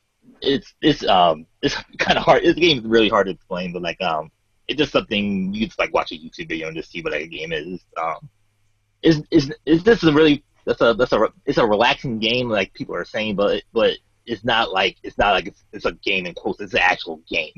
It doesn't tell you anything, which is kind of an interesting thing because like games are so handholdy, and like other than like something like Shovel Knight, like video games just like tell you how to do everything every step of the way. So like it's kind of a cool thing to like play something that just like tell you just here you go and just go for it, and just like we're not gonna tell you anything and just figure it out yourself. Yeah. It never really appealed to me. There was a lot of interest and hype around it, but I don't know. Was there? In like a lot of indie circles, like people who love indie games were like thinking this would be like the next big thing, and some people saw it at PAX and were really excited about it. But I don't know. Like I saw it and I was like, I don't know if this is really for me. So. It doesn't really seem like a game for most people, honestly. It's pretty much like a pretty game, I would say, but I enjoy it for what it is. Like it's literally something I just play and like listen to a podcast or something. It's a cool game. I enjoy playing it. Cool. And like the last thing I've been playing is Blaze Blue Chrono Phantasma.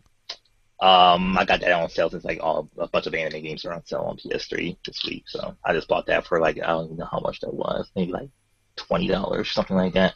Mm-hmm. But man, did that reunite my love for Blaze Blue. Like it's been literally forever since I like really been like juiced to play like a Blaze Blue game again. Not that it does anything really that different, or not that the new characters are add that much to the game, but like it seems like this is actually like the next one, because like they've been on continuing shift for like the last 3 years now, so they just add like minute little characters and like additions to it, and not since like the original Blaze Blue, since I felt like really good about playing this game. So yeah, I really enjoyed it, but like right now I'm not playing it right now because I still have like Continuous Shift Extend on my Vita, so I've been playing that just to get through the story of that, because like there's like a couple extra characters on that version that I didn't get their background story to, because for some reason I'm really into the Blaze Blue lore. Could I explain it to you? No, but I'm really into the lore, and like I just like know the characters, the background stuff, and like that. So like when I finish beating that story mode on that, I'm gonna go to Chrono Phantasma and start playing the story mode for that. Because I like Blaze Blue. I'm just a weird guy who likes the story mode for that and pretty much nothing else. But You know what? that game's so fun to play. Yeah. I played me. in a weird Arc System Works joint this week, so yeah, I gotcha. I feel you. But yeah, that's me. That's my long ass video game talk. Gregory, Sup? What's your long ass video game talk? Let's start with stuff that I've talked before about. Battlefield 4 we went over already. We were talking about it last week on H-Bomb and Friends, and you were saying like, hey, that game doesn't suck anymore. Yeah, no. After Dragon's Teeth, they really got its shit together, which I like. The hit markers and stuff are still being worked out, but like some YouTubers that I follow that are like big into like the, I guess you could call it the kind of like the PBE for Battlefield, and public beta environment. That's what it's called. Okay. And basically, people are saying like, hey, the guys at Battlefield, like, they're adjusting stuff, they're trying out different things, and we like it, we're giving feedback, blah, blah, blah. Like, in the next patch, they're looking to actually increase movement speed of players by, like, 13% or something like that, like, back to Battlefield 3 type situation where you could actually, like, run, because it takes a really long time to run across the battlefield at current. So, like, that would be a cool change. I'm down with that. Like, getting updates and stuff like that's really cool. So, you know, they have ideas, they're working with it, and they're going to put it out, you know, the next patch and the patch after that. So, I mean, at least they're fixing the game that they thought was almost impossible to fix. Yeah, I'm very impressed with the turnaround of that game. I know it's you know, very late in the game, but yeah, it was a surmountable task, and they're actually doing it as opposed to kind of ignoring it like they easily could. But yet again, it would piss off everybody else. Yeah, because Battlefield Hardline, it's still a thing in everybody's mind. But like, you know, they are putting in the time. So which no, I'm glad they're doing it. Like, it's a game that I thought, yeah, it looks cool and it will be a good time killer, but I'm actually sinking a lot more time than I thought I would be in this game. So, you know, that's one of the things I really like about it, is that it surprised me on actually being a relatively fun game and a good, like, time killer when it comes down to it. Okay, good. War Thunder. I haven't talked about this in a while, but War Thunder on PS4 did happen. I talked about it maybe a month or two ago. That game is really fun to play, specifically the tanks, which is mainly what I've been playing.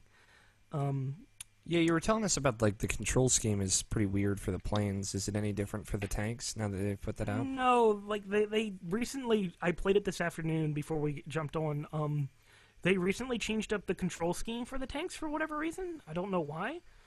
Overall, like, some of it's good, some of it's bad. I don't know why they decided to do some things. Like, now the touchpad fires your cannon when it used to display the score if you pressed in on it, so I don't know why they did that. Can you customize There's no controller options? Yeah, you can change it, but it's like, why would you make that the fire button? I don't understand that, and there's no way to... I clicked on every button, and none of them bring up the score, so I don't know why they even decided to remove that. Whatever. Odd. Yeah, but, I mean, it's still in beta, technically, which is weird. However, they put the game out because the planes were finished, so I guess, I mean, I'm not complaining, really. I think the game is good as it is, and it's really fun. And I think both, like, they're even in the next, like, I think 7 months supposed to have, like, U.S. tanks in there. So they're taking their time with it, which I like, and they're, like, really just kind of methodically deciding, hey, this is what we want to do with the game, and this is what we're going to put in the game, but we're going to make sure that it's damn well working before we do that, and then we're going to let you guys play with it and give us feedback on it, and then we'll adjust it based on that. Yeah. So that I think that, like, overall, it's not like it's early access or anything. Like, the game has a part that's finished. It's just that they're working on still building more of it, and to be a part of kind of that interactive experience to like be the person that's, I'm not really giving feedback, but just to play it and to understand what they're trying to do with it. It's kind of cool. By playing it, you do give them feedback, that you give them a lot of important information. So yeah. Cool. Anything else you want to say about it? It looks really good in PS4. I will say that. I've seen video of it running on PS4, and that game is still super pretty. It's surprisingly amazing. How does, like, the ground look and stuff like that? Planes or tanks? Tanks, like, looking at the ground while actually being on it. It looks real. All right. I'll say that. I mean, you can do some dumb stuff. Like, there are little glitches that happen where, like, your tank could get stuck or whatever, and they're like, bigger tanks can push you out of the way and do damage to you if they're on your team. And I mean, the team aspect of War Thunder is not all there yet because some people are just in a rush for whatever reason. But it will get better. Hopefully. Some people are always in a rush, though. So. And that cross between PS4 and PC works flawlessly. Cool. So I mean, it's one of the first games to do it too. I mean, other than there's DC, been DCUO and yeah. and whatnot. But I think it does a really good job for a game like this specifically. Cool. Other than that, I've been playing League, of course. I said that I was going to try to take a break, and then League put out a fucking cinematic trailer and sucked me right the fuck back in. Ha! I was like, oh, I'll just take a break. Ugh, fuck you, League. Fine, I'll play. All right. Moving on. Other than that, they put out a new champion that I've yet to play, so I won't comment on that. Navashine was like, hey, guess what's out? Crysis 3 is on PS3. I was like, oh, It's free. shit. It's $3. It was $3. And I was like, oh, shit, I should probably pick that up. And I did. And that game is really good. I explained horribly on H-Bomb and Friends, but to go in a little bit more detail, you start off after you defeated the Seth, and you are now melded. You're no longer Prophet or Alcatraz, which the guy was never given a name. You're still Prophet. It's just that you're no longer in Prophet's body, nor are you. But you're in Alcatraz's body, and Prophet you're still Prophet. is a consciousness, Yeah, not it's a weird. actual person. It's weird. Is basically what He's was half told Seth, to you. half human at this point. Let's put it that way. Yeah, you meld with one of their pods at the end of Crisis 2. Yeah, And then you kill all the aliens, and then you become like Seth. and you get superpowers more so than you already had, and you become Prophet, who is Prophet is an idea. It's not an actual person, and he just uses people's bodies to basically protect Earth. Which is really cool. Just gonna say that. Crisis basically became a superhero game. So In a way, yeah, but that's what you happened. still use guns. But you have guns and you can jump really high. So Yeah. And I think that Crisis 3 so far, they give you a bow in the first level. I was like, oh, I am on board. they do the same thing in Tomb Raider. It ends up. That was really weird, but I was expecting maybe later in the game I'd get a bow, and I was like, nope, here's a bow, use it. I was like, okay. No, I played the first level at a PAX East. I played the first 10 minutes of the first level at a PAX East, and yeah, it's you're in jungle New York, and you have a bow, and you can kill things. So go for it, have fun. The game is really pretty too, just like Crisis 2. It's really pretty. So this is the first PS3 game you've really gone back to, isn't it? Yeah, actually. Well, other than GTA. I know. I'm sad. Oh, is that your sigh, Alex? That's your sigh? That's my Scott sigh. Okay. I was like, I won't do it for League of Legends because there might be something else. So I was right. But I've played about 3 or 4 levels of it. I need to go back and play more of it. I'm enjoying the story so far. The interaction between Prophet and the idea of this Omega Seth or Alpha Seth as they call it is a really interesting concept. And I the idea where they're going for it, where New York is entombed by the PMCs that you fought in the second game. In this way, using Seth technology to keep everybody under control and stuff like that. So it's really weird, but it's kind of cool, and I can't wait to see where the story goes. Crisis 3 is my story delving games because they're so good at doing it too. I'm curious to jump in. I haven't downloaded it yet, but I will. I want to play Crisis 1 now. I want to go through 1, 2, and 3. Well, it's available on PS3 and 360. Yeah, it is. So. But yeah, so Crisis is really cool. Cool. And then finally I picked up a new game. I picked up Sniper Elite 3, finally. It was $34 on PSN for whatever reason. Yeah, I think they had a sale a week after it launched to pick up new peeps, so. There are some things that I really like about it and some things I don't like about it. I played a demo at PAX. Mm-hmm. But I played one. I only played for about 10 minutes because I was just kind of what are the new mechanics? What can I do? Blah blah blah. But playing the game, I played about 3 missions worth of it, The new mechanics work well. Mm-hmm. It's just that the area and the AI don't work well with the mechanics, if that makes any sense. That makes plenty of sense. How so, though? Give me an example.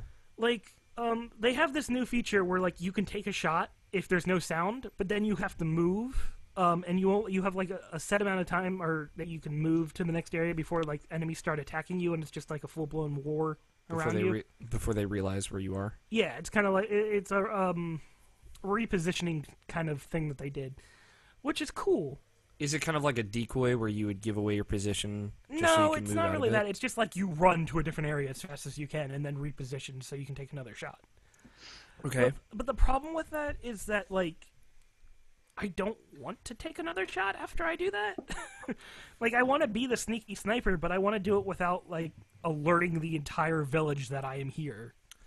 So are there, like, certain levels that the only way you can take a nice loud shot is by doing it in a place where you'll give away your position?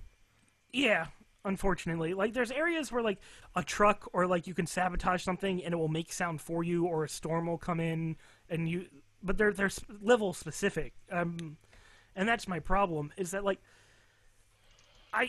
And another thing that the game does that I actually really like, and this is kind of on the other hand, is that, like, the option to kill is totally yours. Like, you don't have to kill anybody unless the target is specified that you have to.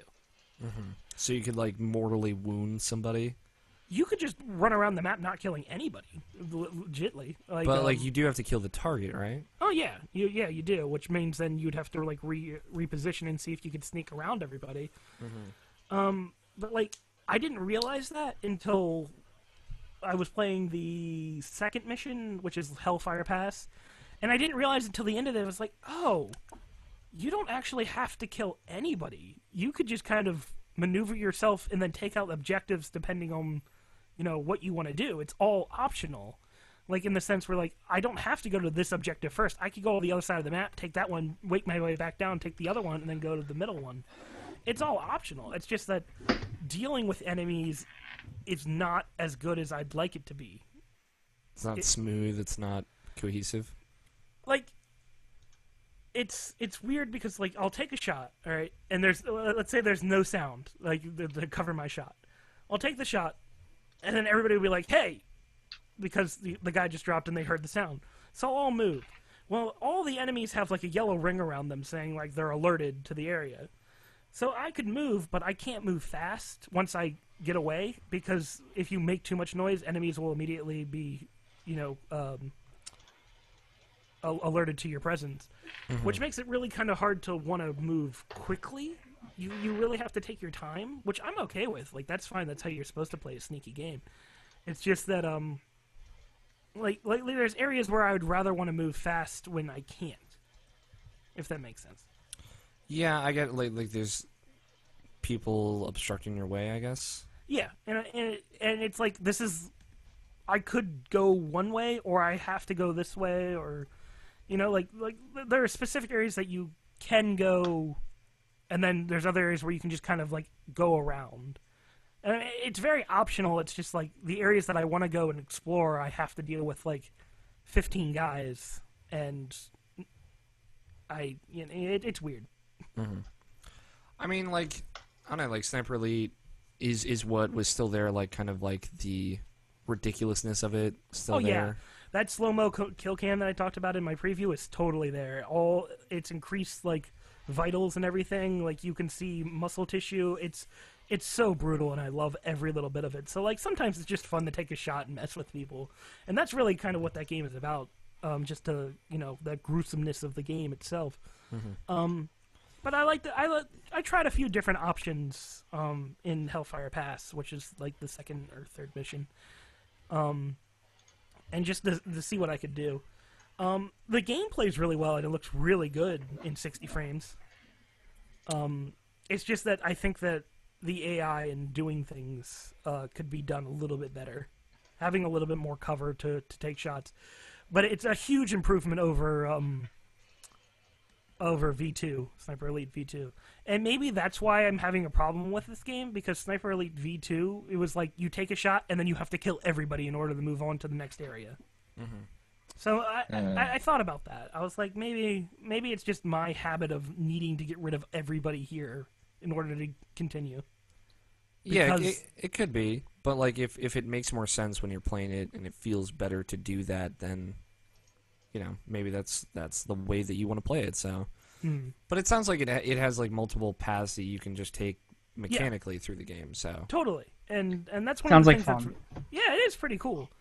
And the option not to kill and to kill is also well appreciated. I also played the multiplayer as well.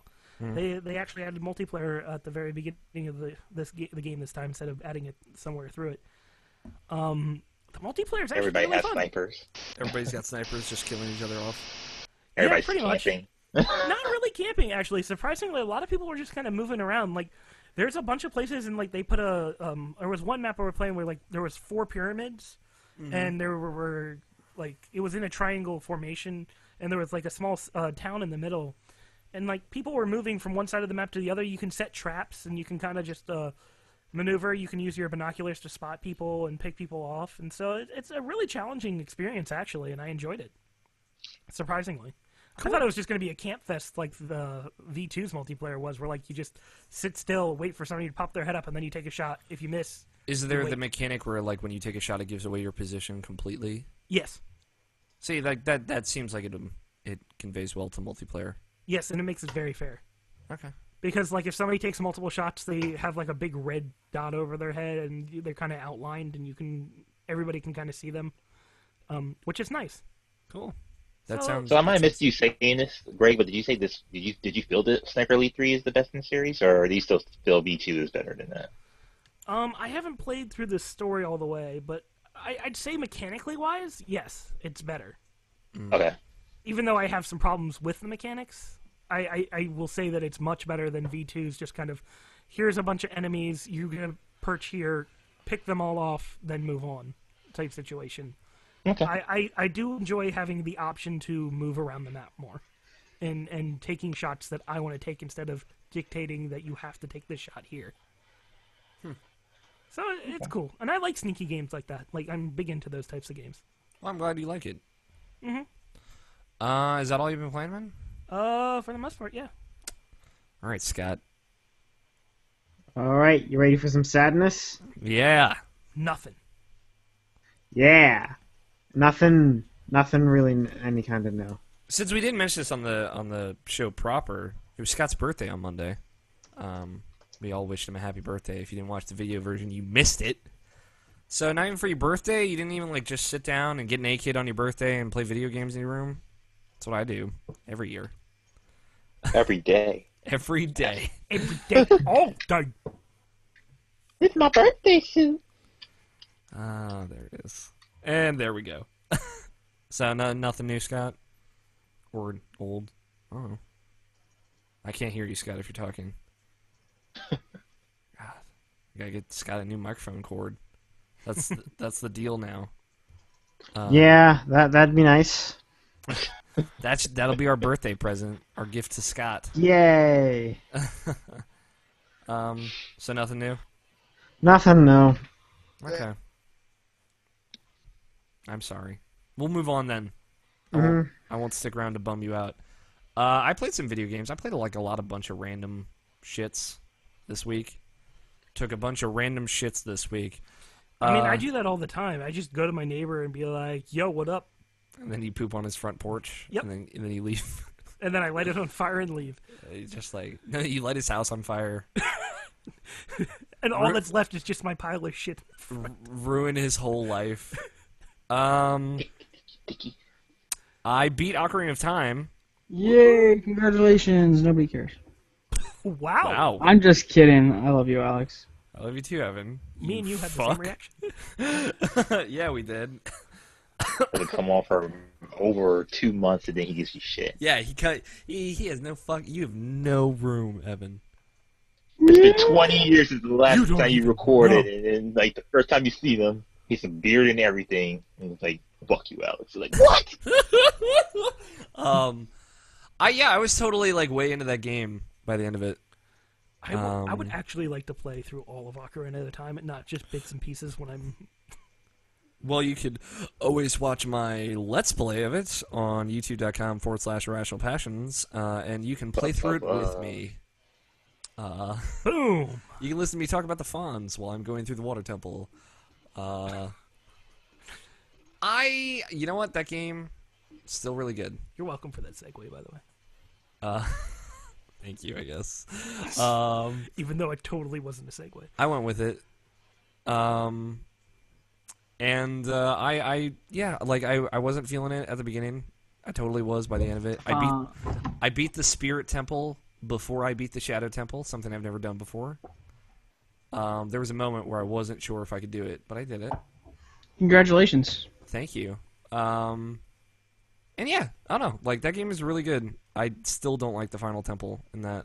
I've decided after my years of playing adventure games, I don't like final levels that are just revisiting the ideas of all of the previous levels.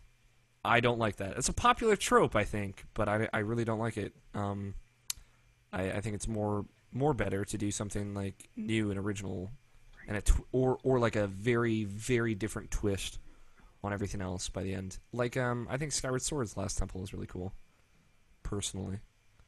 So how you feel about video games that are like, oh, we're going back to the same area we did in the first game?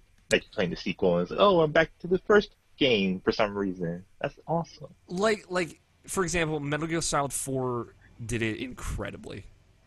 Yeah. Like that moment was amazing.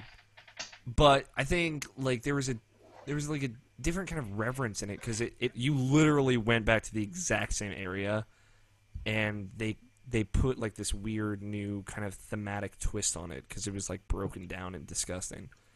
And you get to see it in HD, which is like, oh wow, this is what it really looks like. That's awesome. Yeah, and like that whole the way it starts with like you see like the pixely polygonal snake, and then he wakes up and it was just a dream. Like that, like introducing it as well was really cool. So I think it like can be done well, but I don't like the things that our final dungeon is. Do a little bit of the Forest Temple, Fire Temple, Water Temple, Shadow Temple, Spirit Temple, and then, ooh, you've never seen the Light Temple, so here's like a little extra thing that's just like the Shadow Temple. Literally exactly like the Shadow Temple. And then you go... Just like the Shadow Temple? Just like the Shadow Temple. And then you go just like the Shadow Temple. Then you go through and finish the game. Like, I think Wind Waker has the worst final temple ever of any Zelda game. And I won't spoil it for you, Nabishin, because I know you haven't seen it yet. But I hate it. And I think it's super dumb. It came off as lazy, but I think there are a lot of things in Wind Waker that come off as lazy that were actually just time constraints, but they just don't look good in the game. Which is ironic, because I started playing Wind Waker this week, and I love that game. I have a lot of criticisms. Speaking of which, of it, but I've just been fucking enjoying every second I play of it. Like on the video, I'm like, God damn, this game looks good. I'll say the one way to make Wind Waker look better than anything you've ever seen is to play the super pixely polygonated Ocarina of Time and then immediately start Wind Waker afterwards. Because like when I first saw it, and like I hadn't seen like a 16:9 game in like a week. Like a full widescreen game. When I first saw it, I was like, holy shit! And it alarmed me, but it was great. Oh, God, the HD version of that is so fucking good. And I had forgotten that. And it was a pleasant surprise to see again. But yeah, Wind Waker, man, I'm playing through on the second quest mode of that. So I have, like, Link in his fucking pajamas, and I'm seeing all the Hylian scripts translated. So, it's fun. I missed out on the opening cutscene because of it, but I explained it in my video. But yeah, I started that. That's going to start on Monday, so tomorrow if you're watching the video version, or sometime this week if you're listening to the audio version. So yeah, check that out, youtube.com/irrationalpassions. But I've been enjoying that game. I wasted an entire episode trying to get the Swift sale to appear in the auction house, so there's that. Then I played a bunch of really random stuff. I've been playing Okami HD. Again, I've been going through that. That game is so fucking good. I think I've been really enjoying it. in tandem with Wind Waker, because I think those are the two most comparable games as far as like comparing Okami to any specific Zelda game, even though it is basically a Zelda game. It's really good. Still, Really? Almost most like Wind Waker?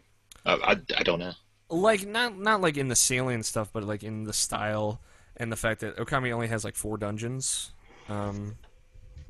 But they're really cleverly integrated into the story of that game. And it's mostly just kind of going around the world and doing things for people. So, Right. like Okami, I think is comparable to maybe Skyward Sword or Wind Waker. Okay. But yeah, I wanted to play that game. I had started it and done like the first hour and a half or so of the game in the recent But past. why are you playing it, Alex? You already platinum the game. Yeah, guess what? I fucking really like that game, so I wanted to play it again. Even if Oh, I have you platinum. weirdo. You weirdo. I know, God, what's wrong with me? You don't play games again. Yeah, I never do that. Speaking of which, I needed like something to play while I was editing the podcast, and I beat Spelunky like twice in a row. I'm like, I don't want to do this. Come on, right now. Alex. It's easy to me now. Beat the And- mothership. I did that on one of the play. I got a fucking laser blaster on World 1-2 in one of the things, which has never happened to me before. I've never gotten in a box before. And then I did like a treasure run until I beat Olmec, and I stopped playing. And like my PS3 doesn't have Ethernet hooked up to it, so that high score no one will ever see that like 1.2 million high score. So, whatever. Fucking, I don't even care, guys. So I started playing Super Secretly you Metroid, care, Alex. and I beat Super Metroid. And I started playing Super Mario World, and I beat the woods in Super Mario World, which I always hated as a kid. And I stopped playing Super Mario World. And then I played Hardcore Uprising, which That's a weird one. I don't even know why I played it. I guess like I was watching Game Grumps this week, as I tend to do. And they played Contra, and I'm like, I want to play a Contra game. Then I played Hardcore Uprising, which I had never beaten, and then I beat Hardcore Uprising. Oh, you did? Oh, wow. Never beat And that game. yeah, it's a fucking hard game. It does Yeah. not fuck around by the end. Pretty much all of the last bosses in the last 3 stages will kill you in one hit. So, fuck Who that. did you roll with? I did Crystal. I was thinking about getting the samurai lady. Yeah, I did that before. She She's seemed so pretty OP. cool. Yeah, She's and OP. it was funny. Like when I reviewed that game for that Gamer Hub forever ago, the one because Chris Riccio was reviewing it for Indus, and Yeah. we played together. So that's where I played it. He was the only person I knew had a review code, and we played all night co-op like halfway through the game together. So that was like a weird memory that came back to me. But yeah, Hardcore Uprising. That game's really good. I forgot how super anime that game is. Yes. And it's got like a ridiculous anime ending too, and that's an Arc System Works joint, which I also forgot. But yeah, those guys are really good. But yeah, Greg, it's like, hey, let's make a Contra game, but let's have it be an anime. And they're like, okay. And yeah, it's really fun. I did this exploit I found out online to get like 100 million points CP, and I bought everything in the store to upgrade my character. Super easy. I can tell you about it, Nobishin, if you're curious. I am curious. Left, right, up, down. No, the Konami code doesn't do anything to that game. It like changes the music, which is dumb. But like if on the second level, the swamp level, right before you fight the helicopter mini boss, you can get the heated plasma, which like shoots a big fireball if you charge it up. So then what you do is you go and you sit on the right side of the screen while the helicopter is going, and there are like these 4 alligators in the water. So you just duck down, shoot the heated plasma, kill all the alligators, and then the helicopter will just keep going by dropping bombs, and that's all it'll do. So then you shoot the bombs, shoot the alligators, shoot the bombs, shoot the alligators over and over again until you get a times 60 multiplier. And then Okay. and then at some point So when you had the times 60 multiplayer, you just basically shoot the alligators and then you get 1,000,000 points. And at some point it'll cut you off. It'll be like you can't do this anymore, and then you can just die, reload from the checkpoint, which is right before the boss, and then do it all over again. So it took me about an hour to get 150 CP, and then I bought everything in the shop. So 150 million CP. And so, yeah, that game's still good though. If you're curious about Hardcore Uprising, check it out. It's like really good. It's like $10 on PSN and 360 now, I think. I played Ballistic, which is we had the Luke Schneider who developed the game. We had him on way back when in the Joe era.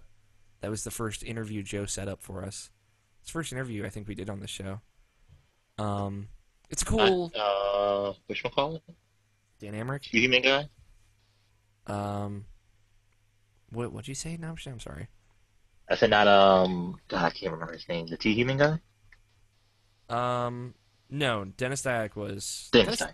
Dennis Dyack was a little while after. Oh, okay. But yeah, it's a good game still. It's like $1. It's an Xbox Live indie game. Luke Schneider has a bunch of Xbox Live indie games, and they're all really good. So, Ballistic's my favorite though. It's like a twin stick shooter. It's a score chasing game. It's fun. Again, these are just like weird games. I was sitting out in my living room playing because I was bored.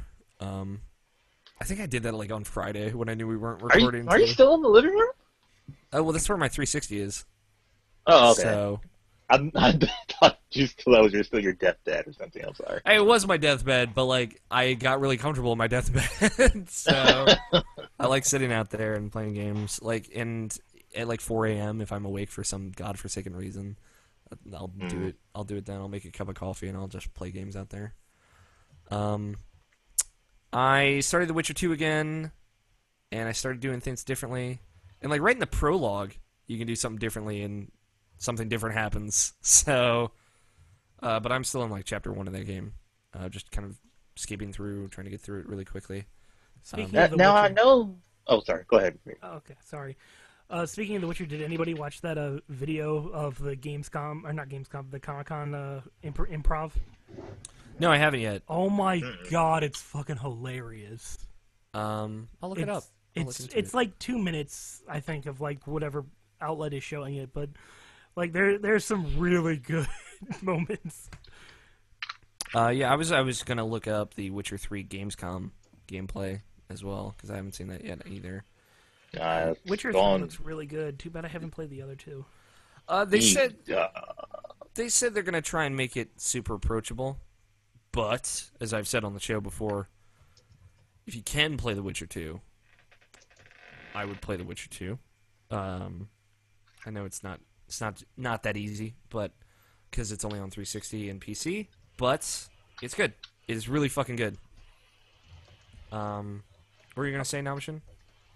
One, I was going to suggest you go media blackout for Witcher 3, probably. I think now's the time for you to do that. Like, I don't know. Like, they're being very careful about what they show in gameplay demos of that game. But the second thing I was going to ask, like, I haven't played The Witcher 2 in a while. Like, as far as making, like, different decisions, because I know there's no, like, Renegade Paragon bullshit. It's pretty much gray everywhere. So, like, what's the difference? So, what's, like, the difference thing in, like, the way that you deliver your decisions? I can't remember, honestly. So, at the end of Chapter 1, you have the option to go with this elf named Yorveth, who is the leader of the Scoia'tael, which is like a band of like these kind of like freedom fighters for non-human rights, basically. But they are like bandits essentially. They're not good. They're not good people. Or you have the option to go with Vernon Roach, who is like the second in command of a group of people that is under the like that king that dies at the beginning of the game, Full Test. Yeah. He's not like a good person, and he's super racist. But like if you go on that path, you're kind of like going on this path that decides the fate of the kingdom of the kingdom that the king dies of from the beginning of the game. So you're determining the fate of what happens to that kingdom if you go with Roach. If you go with Yorveth, you are fighting for elfin non-human rights, and you are trying to get back with Triss. That is why I went with Yorveth. I was like, I want to save Triss, 'cause something happens to her at the end of Chapter 1. And then, depending on that choice, you have different options in the third chapter. But you basically you have an option or save Triss, and the other option is one of two things, depending on what you do, and that can completely change the end of the game. That option, that other mysterious option. So just keep that in mind. Alright. I would say just go with what feels right, because you're gonna feel shitty about your choice. Probably there's gonna be something that you regret, but it's just like real life. So, and that's what is I Scott? think that's great. No, Is that Scott? not me. What's that? Not What is me. it? Was that you, Scott? Well, seeing as how I didn't hear anything, it probably was. Weird. It sounded like I don't know. It sounded like a video game. But Evan dropped for people's reference. He dropped out of our call. But I think that's all I've been playing. Yeah, no, it was then. I got the noise canceling headphones, and for some reason this fucking thing isn't on silent. Okay. I was just trying to shut up the phone before it did that buzz thing twice. Okay, I gotcha. The other thing I played is Road Not Sorry, Taken. I'm back. It's fine, Evan. Back Um, again You didn't miss much. for the win. God damn it. I played Road Not Taken, which was the free PS4 game for August. It's like a puzzle roguelike, I guess is kind of the idea behind it. It's super cute. It's got a great style. It's weird, you're basically, it is very traditional roguelike in that like when you move, other people on the map move. Oh, hi, And- Evan. And Evan's gone again. But like the whole idea is like every year, because it takes place over 15 years, every year is a level, and depending on how well you do, or if you just die and you have to start the whole game over again, affects like progress and like what you can do and how you can build relationships. You have to like solve this puzzle by bringing these kids back to their parents because they were out in the woods picking berries. And you just go through these puzzles, but like every time you move, you lose an energy, and every time you like get hit, you can lose multiple energies. But you have this staff that basically picks up anything in one of the 4 directional points around you. So you can pick up like 4 things at once, or pick up like anything that's next to you. You don't have a choice to only pick up one thing, and you just have to kind of finagle your way through the world. It seems cool. I've only played the first 2 levels though, so I'm gonna play more of it before I get too into detail about it. But it seems very tough. If you are a hardcore puzzler, and I know some of us are, it may be right up your alley. What game is this? Road Not Taken. It's currently free for PlayStation Plus members on PS4. I'll check it Yeah, you out. might like it, Evan. Yeah, it's I'm Yeah, always you- the road not taken. You might like it, Evan. I think. I think Scott. It didn't really click with me though, unfortunately. So I don't know. Yeah, it seems pretty odd. Harold, who he obviously recommended it to me, and it was his game of PAX East 2014. He's in love with it, so I'm glad that he liked it. But I think that wraps it up for video games. We got plenty of news to talk about. So we're gonna take a break, and when we come back, we're gonna talk about all the Gamescom news and NPDs, and then we will figure out what happens after that. So we will be back in just a little bit, guys. Choo choo choo. Choo choo, motherfucker. Whoa!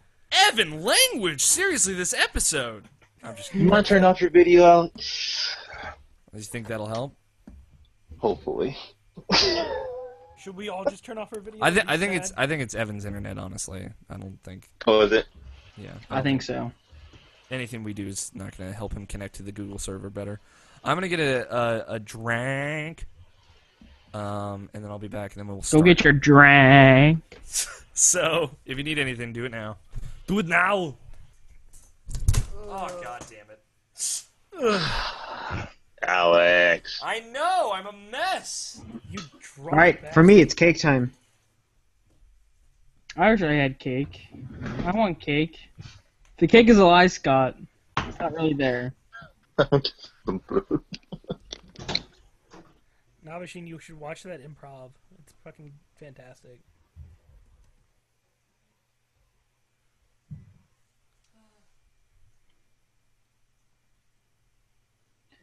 The cake is a lie. Aye. Hey, puppy. Oh yeah, that's right. I'm using fucking this shit. I'm using it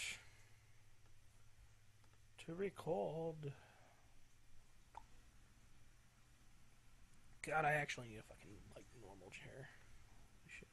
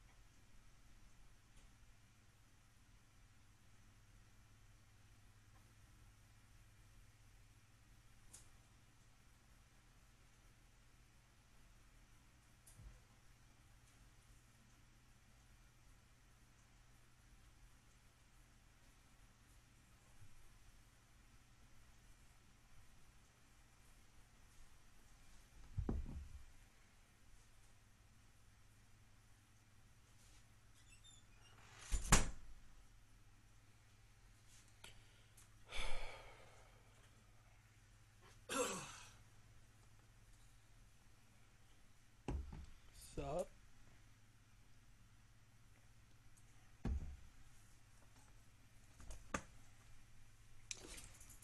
So, So, I'm back. Someone You drank guys my been last seeing these Phil harpoon. Fish tweets, by the way? Yes. Holy shit, are they dumb as fuck? I'm not going to talk about that on the show. Besides, you've clearly said that you don't like him, so. It's funny though. I don't think it's funny. You guys ready? Oh, I gotta grab a cord. Navashin's not here. Oh, okay. I'll fill my ice glass then, actually. My water glass, not ice glass. God damn it.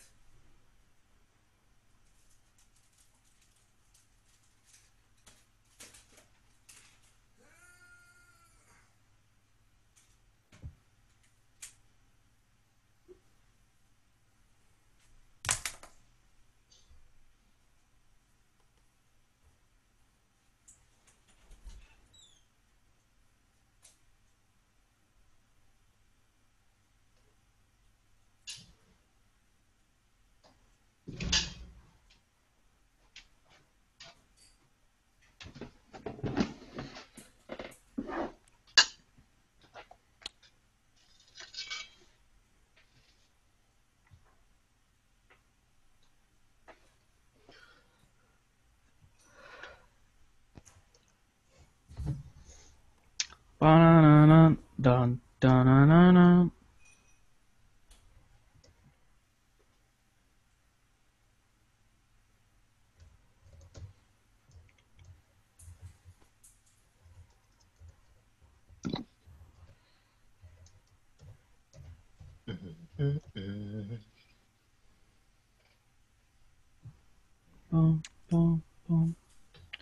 I'm back.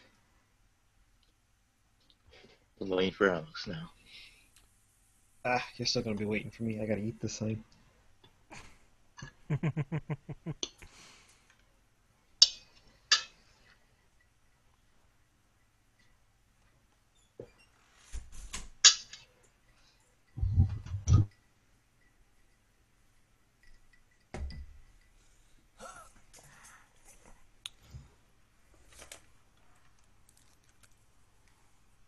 All right.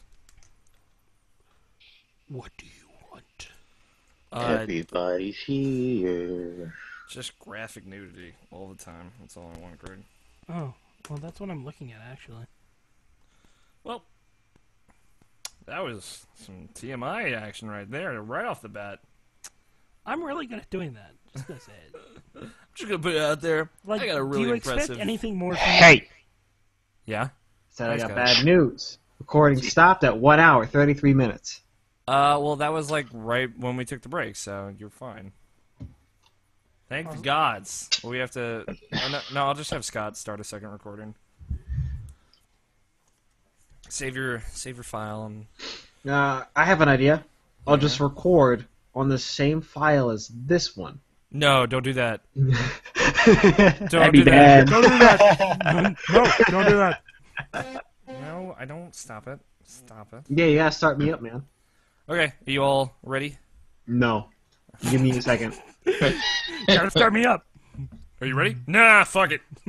Garbage. Alright, there we go. No, I just needed the new file. Okay, on good. one, as you know. 3, 2, 1. 1. No, you don't have to count up. We don't. 1. I don't need to do that. We're doing this. I can just put you at 1. All right. Just stop I'm it. happy. I'm happy. Okay. God damn it. 1. No. All right. So you're good. You're recording, Scott. Is that going to happen again? It might. I will keep an eye on the waveform. Why is it happening? I don't know. But it happened once. It happened once. It'll happen again. You can dodge the wrench. You can dodge a ball. Okay, Lucky. I love that fucking movie. It's so good. I love it too. It's so Fucking love dumb. Ben Stiller in that movie too. God damn it. It is pretty good. He does a very good job. All right. Let's do this. Is Night at the Museum 3 gonna be Robin Williams' last movie? Yes. Fuck yeah, it is. He might have had. Sad. He might have had one in pre-production. Wait, who? Robin Williams. I know there's another movie of him coming out the end of the year. Yes, I saw a trailer for that. I totally. Yeah, I just heard about it yesterday. Yeah. Sad face. What movie would that be? It's I think it's like a drama. It's something where he's. It's definitely a drama. I just don't know what it's called. It looks good. I fucking can't. It's not coming to me. SummerSlam is apparently really awesome right now, Nabashin. Just in case you're curious. Why would you have to bring that up? Mark, SummerSlam is awesome. Buy WWE Network so we can watch it. He tweeted me and said, at IrrationalPod, he didn't tweet me, he tweeted us, said, there needs to be a new section of the show, Call of Duty Time with Mark Kissling. No. Yes. No. Yes. All right. I want Mark on this show. You haven't even recorded it with them. I know. Yeah, that's right. You guys- We're just gonna talk right over it. You guys are going to have to... No, it's not important anymore. I have to talk about all of this. I have to cut all this shit out.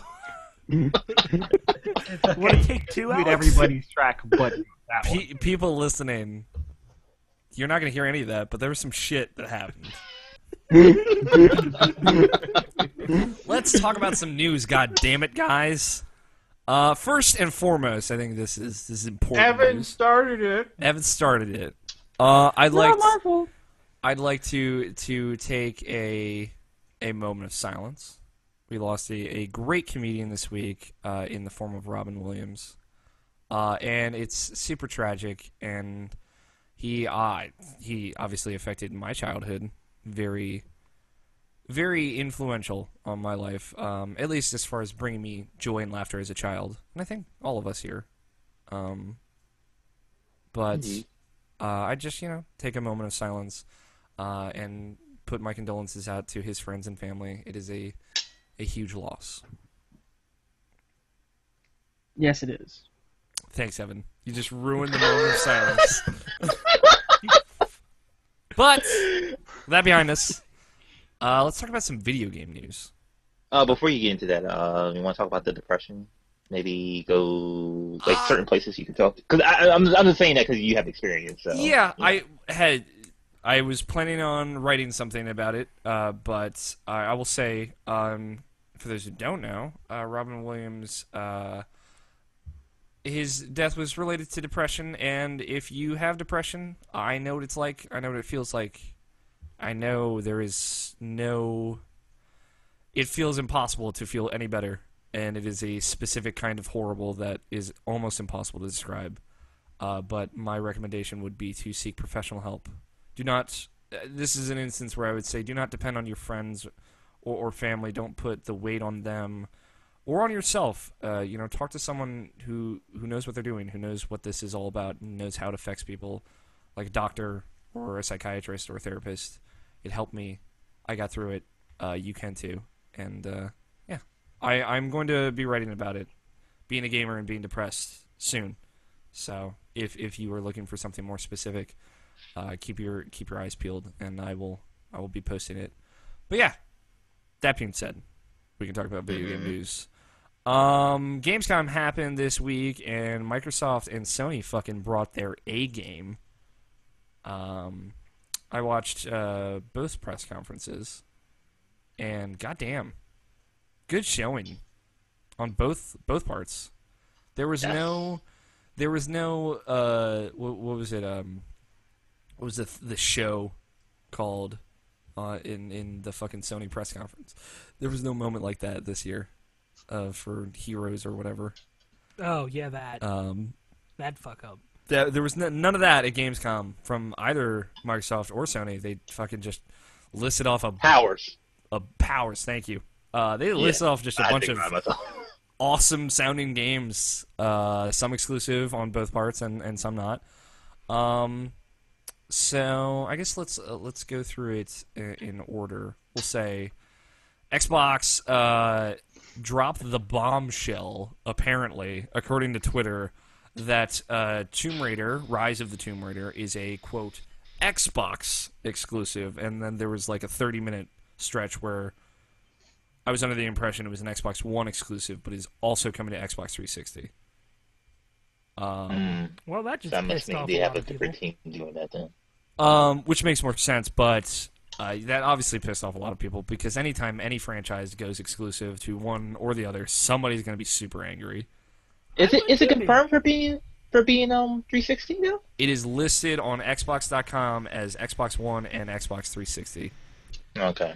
So I haven't even played the game, but to have one like immediately jump ship right after the first game come out, that would piss me off. I mean, like, I get the whole gamer mentality. This is against gamers, blah, blah, blah. Gamer entitlement. Gamer entitlement. But this is a business. We do business things here. And we don't know the specifics of this contract. And obviously no one is committing to say that this is a permanent exclusive. So it is more than likely going to come to PlayStation consoles at some point in the future.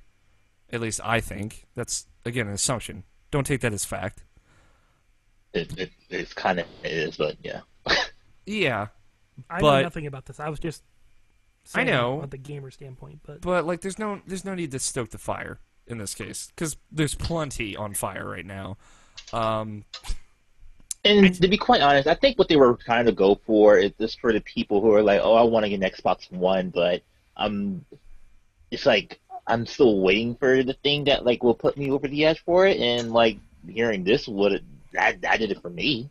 Like like Sunset Overdrive is one thing, just to have something different, but that's like one game, and it's like I don't know what else after that. But Rise of the Tomb Raider, that's a huge fucking game. Yeah, I'm totally getting Xbox One for that game because I'm not petty. I'm be like, it'd be like, oh, I want it on my system, but I shouldn't be so dismissive about that though. Hold on, I shouldn't be so dismissive about that because like not everybody can afford a fucking new system for to be like going to like the next generation or whatever, even though it's coming to 360. But regardless, but it's just like God, Scar, my camera's garbage. I was like, let me wipe it off, and then it fucking fell. So I'm just gonna take my camera off. Never mind, go on, Scott. Okay. I lost myself. My one question is, And that was just me. you bought a PS4 because? You want the new next gen games? Specifically that you thought were going to be on the PS4, right? I guess, yeah. Well, what generally is happening here is a lot of games are now opening up that were previously Sony only, i.e. Kingdom Hearts, as well as now the Tomb Raider game going exclusive to Xbox. You've got all of that changing ship, whereas the speculation was you were going to be able to do all of that on PS4 as well. Now, granted, Kingdom Hearts, yeah, that's still going to be there, but that was a lot of why people originally jumped over to that. Yeah, I mean, like, So that's where that all comes from. I get it. Like, I get the rage of like, I bought this system because I expected to play these games on it, and they just didn't tell me that I wouldn't be able to. But like, here's the bottom line: it's a business. There's a contract that happened. You don't have a choice in this. The reality is, like, whatever makes them the most money is the most important. And in some cases, they will go out of their way to appease the customer. Yeah. At the end of the day, this is all a mindshare game. It's just about making you think this is the only thing you can get it from, even if it's not blatant. If it's blatantly not true. Everybody thinks that. A lot of people are asking me about, oh, is Destiny PS4 exclusive? No, it's not. But they have the mindshare. That's just all that it really is about. Is like having you think this is the only place you can get it, and to go for that system. Yeah, it's like it's all about making you like associate a game with a system or a game with a platform. Like, if you think of Call of Duty, you think of Xbox. Yeah. That is the perfect example because you see Call of Duty at every Microsoft press conference. You see DLC for Call of Duty on Xbox systems first. And guess what? It fucking works because Call of Duty sells more on Xbox. So the bottom line is that this whole mentality works. And I get being upset, but there's a point where you have to be mature about it and say, like, this is unfortunate, but there's nothing I can do about it. If I wanted to play Rise of the Tomb Raider, if I want to support that game, I have to buy it on Xbox One. But I want to support it on coming to multiple platforms, so I'm not going to buy it on Xbox One. I will buy it if it comes out on PS4. That is what you do. And, like, I don't know, I saw a lot of people getting super pissed about this, and I did not see them jumping to the defense of Tomb Raider that came out in 2013 that I really liked, and I was vocal about how much I liked it. And I am excited about Rise of the Tomb Raider, and I'm going to buy it on Xbox One. It's just like, if you didn't even buy Tomb Raider originally, what are you upset about? I don't understand. It's just like, I mean, to me, this obviously comes easy. I have both platforms. I get it.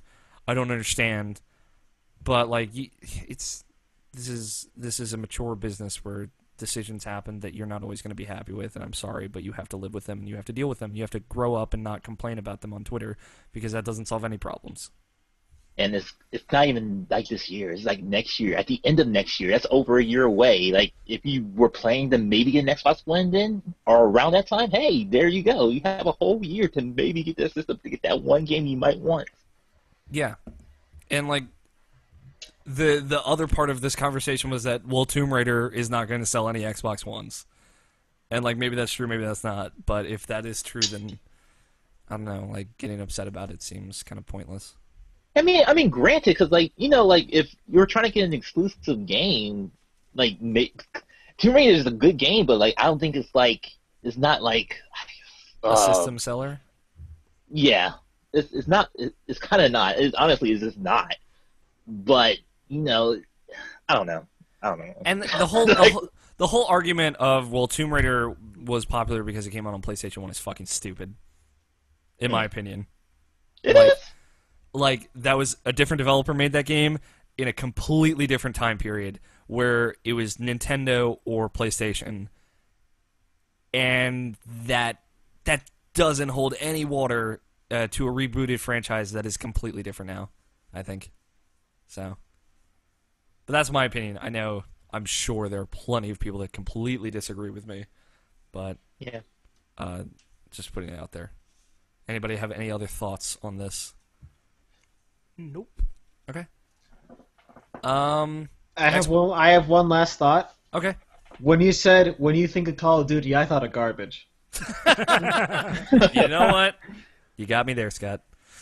Had Mark Xbox. cry a single tear, Scott. Yeah. Xbox also announced that Tier deserved. you'll be able to pre-order and pre-download games starting this fall on Xbox One. So That's good. That's finally coming. yeah, that's good. It's on PS4 now, I think, starting last month. So that'll probably. That was about a few months ago. It was like right after Infamous came out. Yeah, and you were like, well, fuck pre-ordered. this. That's why I hated the next generation because of that. But yeah. Yeah, like That's the examples they used, I think, were Call of Duty and FIFA was the other one. Yeah, and the pre-download thing works really good. Like I already have like Infamous First Light downloading right now on my system because I already pre-ordered it. Fuck, So, like, I gotta do yeah, so it was already ready for me when that shit comes out. So that's good. that. Yeah. Keep in mind though, you do have to pre-purchase a game completely before you can pre-download it. Which is unlike GameStop where you can like put $5 down. Just some people didn't know that. That's stupid. You know what? Actually, no, it's not. It makes sense. I like the it's not. idea of paying for a game and getting it out of the way. So, Yeah. What does it really matter, Evan, though? Like, when it comes down to it, you're going to pay for the game total anyways. Just pay for it all now, and then you get the game when it comes out. yeah. I mean, that's pretty much what you do at GameStop, except the only difference is that you can pay... You can pay less than the total to put money down on it. Yeah. Yeah, the difference at GameStop is that you don't need the full thing to reserve your slot. With the digital release, there's no upward maximum of slots, so there's no reason to give people the leeway of backing in and out. That and I can get my money back. I can cancel the pre-order. You can cancel the pre-order into GameStop credit. Yeah, but But like that's not getting your money back. no, but that's not what I meant. But I don't know how canceling pre-orders works on PlayStation 4. You probably just contact Sony support. Be like, hey, I pre-ordered this, and I don't want it to do it anymore. Can you just I'm refund me I'm the sure money? they will handle it maturely with you. They'll probably refund it to your PlayStation dollars, and again, it'll be similar to GameStop. Yeah. What were we gonna say, Navashin? Like I wouldn't even know like how you would do that. Like, there might even be a clause in there like once you pre-order, there's no refunds. I wouldn't be surprised if there's Yeah, that, like I but- think that's if bringing that point up, Evan. I think that makes generally more sense. Yeah. like, I'm not gonna pay for a whole game in case I need the money for something else. Like I'm fine putting down $5. Yeah, I get that. I mean, that's the whole point of it, though. Like, if you're ready to put the money down right then and right now, it'll go away right then and right there. So, you'll be set. Like, to be fair, like I didn't pre-order Tales of Xillia 2, for example, because I wasn't getting the collector's edition. I didn't care. I'm gonna get it on Tuesday. I'm just gonna go and buy it. But like, if I knew I was getting a game, I would pre-order and then pre-download and pre-purchase it Monday, the day before it came out. It'd be downloaded by midnight, and I could play it then. So, like, I don't know. Like, you can use this system in understandable ways, I think. Anyway, at Sony's press conference, they started it by saying, hey, by the way, in 9 months, we sold 10 million PS4s through to consumers, which is the most absurd fucking thing that has ever happened. 10 million? 10 million. I thought you said 9 million. I'm sorry. 9 months, 10 million units. Sold Okay, through to consumers. That's fucking crazy. I know we bring up like sales figures a lot, and we're going to be talking about NPDs in a little bit, but that's insane. Good. I like it's good. It's a good thing. I like it. But yeah, that's Buy that PS4. that has me super stoked because that means a lot of developers are going to be like, I'll make a next gen game. Fuck it. I know there's a big pool. So, and God, PS4 gamers are ravenous for something new. Same with Xbox One players. I mean, yeah, that conference, that was like nothing but indie games. Not Yeah, that's a bad that was thing, like but, all indie games, and they all look Yeah. so awesome. Was the best part. yeah. Like, And even like pretty much all their AAA stuff. I think about that conference now. Let's get out of the way. But like at the beginning of the conference, like all the trailers that they showed in front, they were saying like those are coming out soon. They were like their big AAAs, and it's like all of them are coming in like the next 6 months. That was like The Order, that was First Light, that was The Order Bloodborne. looks so fucking good. Yeah. The Order does look good. Fucking Bloodborne. They put out a Oh gameplay my trailer of that God. game. Vampire Hunter Dark Souls. It looks so good. And there's no shields in that game. Nope, but there are guns. So fuck around with that. I'm like, oh god, that game looks amazing. Yeah, no, they had like a. They had But really, how are you supposed to parry? ain't no You parrying. shoot them in the face. So like they released basically a screen grab of like the control setup for Bloodborne. So L2 is your shoot button for your gun or your left-handed weapon, whatever that is, and L1 transforms your primary weapon, which you can do mid attack. But like there's a new ability where you shoot them to stun them, and then do some kind of stab that is So cool. similar to parry, and it is timing based, from what I understand. So I'm yeah, down. I can't wait. I'm very excited for that game. But anyway, Blood Boner. Blood Boner. PlayStation 4. Yeah, it was a good conference. Both of them had good conference. The majority of both conferences was indie games, from what I understand. And Forza. Unfortunately. No. What do indie you games think are about awesome. What? what do you think about the Quantum Break? I thought it looked amazing. I was super on board with the mechanic they were showing off. I know a lot of people were like, "This looks dumb." I'm like, "This looks like Alan Wake on crack," and I'm super on board. I will say though, like seeing the gameplay for it looks good and all, but like that's not the thing I'm really wanting to see. I really want to see more of the story. That was the biggest thing for Alan Wake for me. But like, yeah, I'm so pumped for Quantum Break. Yeah, I don't know. Like the gameplay immediately clicked with me. It looks like a super simple mechanic that wasn't complicated at all, but like something. Yeah, which is weird. It's like why hasn't anyone really done this before? Yeah, because it looks super smart. It's just like, all right, I can freeze time or like slow time super intently for a second, and I can just dart around, and I just look like a blur to everyone else. And like they lose you like immediately, and then you can just pick them off. And then you can like freeze time in like little bubbles and run up to people and just like smash them into the air because they're frozen in time. So I thought that was super cool. Yeah, I was really on board. I was like saying Quantum Break looks awesome while the demo was on, and I get like 3 tweets of people saying it looks fucking dumb. I'm like, I don't know what you're talking about. Looks like a really clever, really simple mechanic that I would like. So, also in the Sony press conference, Ninja Theory announced a new quote independent AAA game called Hellblade. So what was this thing that you sent me, Nabishan? I didn't get the chance to read all of it. It's just like a pretty much like a PowerPoint presentation from Ninja Theory, just outlining like pretty much their path of where they went from making like Heavenly Sword to Enslaved to DMC, how they survived and how they became the business that they are now, and how they're going through this new approach to be independent AAA, where they're trying to get to where the Tomb Raiders or the Uncharted are in the world, but like still trying to maintain who they are at the same time, and not like really like get swallowed up, kind of like an EA effect, like most people say, like whenever EA swallows something, like eventually just like the whole like visions for it just like disappear or whatever. They're just trying to they just pretty much outline how the method of how they're trying to do it, and like Make how the they survive games, for that one. make the games what they want to make them, but also have them appeal and have a nice budget behind them. Yeah, when you said that, Yeah. you actually scared me. I was like, oh no, they're not going to do what I think they do. And then you're like, oh. Why do you have this intense fear of indie developers, Greg? Yeah, guys, come on. Well, not necessarily fear. It's more or less like there's more indie developers out there than there are like anybody else, and like a lot of indie games are not good. Yeah, there's a reason for that. There's a reason for that because it's really super expensive to be a AAA developer, and also it is really difficult to be a AAA developer. But like you say, a lot of indie games are not good, but like There are a lot of good mini games. there are a lot of really good indie games. Like name an indie game that you've played that you hated.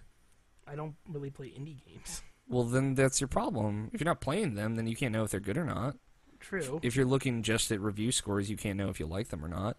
And like, I just feel like the market is saturated with them, and then like most of them are the same. Like, let's make a action adventure 2D platformer, and then let's copy that 1,000 times, and then every indie studio makes the exact same game. and You mean we're back in the NES days? I love those days. and like you're right, Greg. Like, and then you saturate the market with them, and then they stop selling, and then people stop making this game. It's like once you break the supply and demand chain, like they'll any developers will have to adjust. Like for example, No Man's Sky, an indie developed game made by 10 people. That That- game does look cool, but It looks unlike anything else before I'm not it. saying that indie games are bad. I'm just saying that there's a lot of markets that it's just a ton of. Well, you just said that most indie games are bad. Did I? Yes. Yes. I'm just saying, like, look at it from the positive outlook. I know, as you and I both understand, it's very easy. Too to be lazy to cynical. sift. it's That is what you were looking for. it's very easy to be cynical, especially about video games. God, don't I know it? But like, there's some really cool things. Like, I guess Ninja Theory now is technically an independent developer, and they make some pretty awesome games. Yeah, they made DMC, and I was like, yay! They're gonna make another DMC, and then Naoshin said that. I was like, no! Yeah, Everyone well, make more DMCs. you know what? They want to make more DMCs, and it's not impossible for that to happen in the future. But Oh, they mentioned like all the games that they tried to make sequels for, but it's like either like they didn't make enough money from it or wasn't. Like, it's still surprising how they're still standing, and like that's why you should read it. Like it's just a good read to see like where they came from and where they are now, and how it just kind of just spearheading this whole independent AAA thing. So I recommend that. yes, I would too.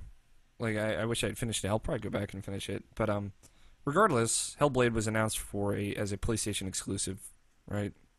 Sony's publishing Yep. it, I think.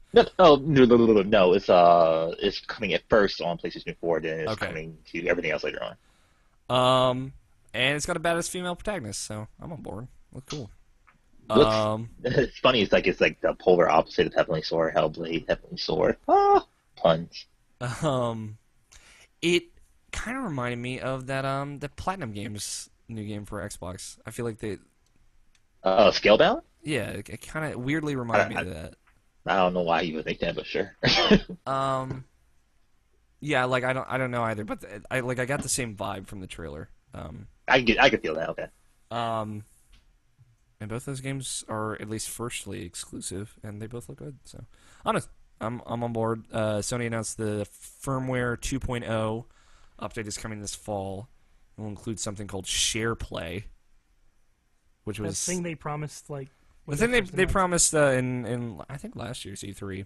Yep.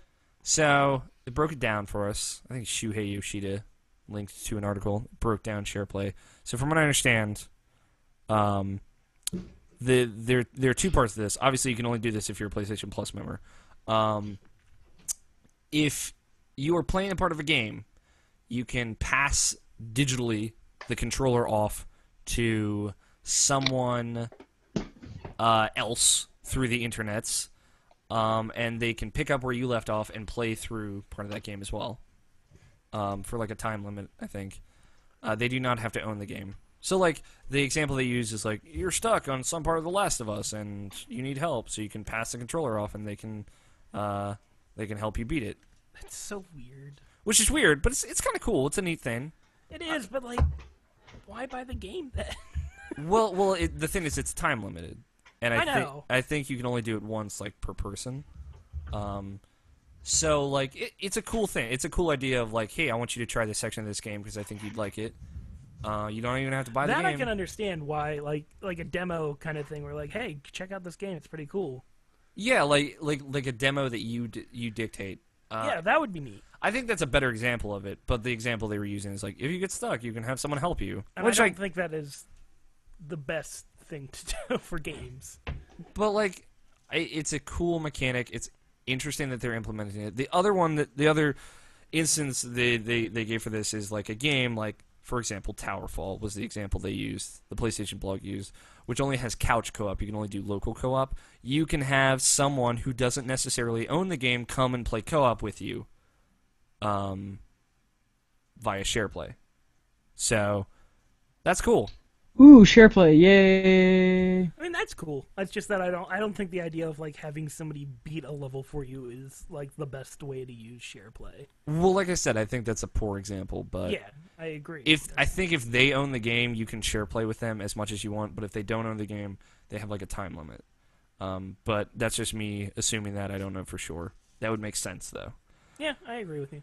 But it's cool. Like it's a cool feature. They promise it's coming soon. So it'll be here. I don't know if I'll ever use it. I might. I'd use it to play like Towerfall co-op or something. I'd use it to show people, like, let's say I was playing Sniper Elite, I'd be like, hey, play a little bit of this. It's pretty cool. Like, that's what I would use it for. Yeah, it's a neat idea. And again, no one's ever done this before. Could be terrible or not work, but, we'll find out. I'm glad they're doing something different. Sony also announced that Tearaway: Unfolded is coming to PS4, which is a PS4 port of Tearaway, the exceptionally charming game from Media Molecule. And I am super stoked about it. They're adding, they're not adding, but they're changing mechanics to kind of fit with the PlayStation 4's controller, and with the fact that you don't have a screen.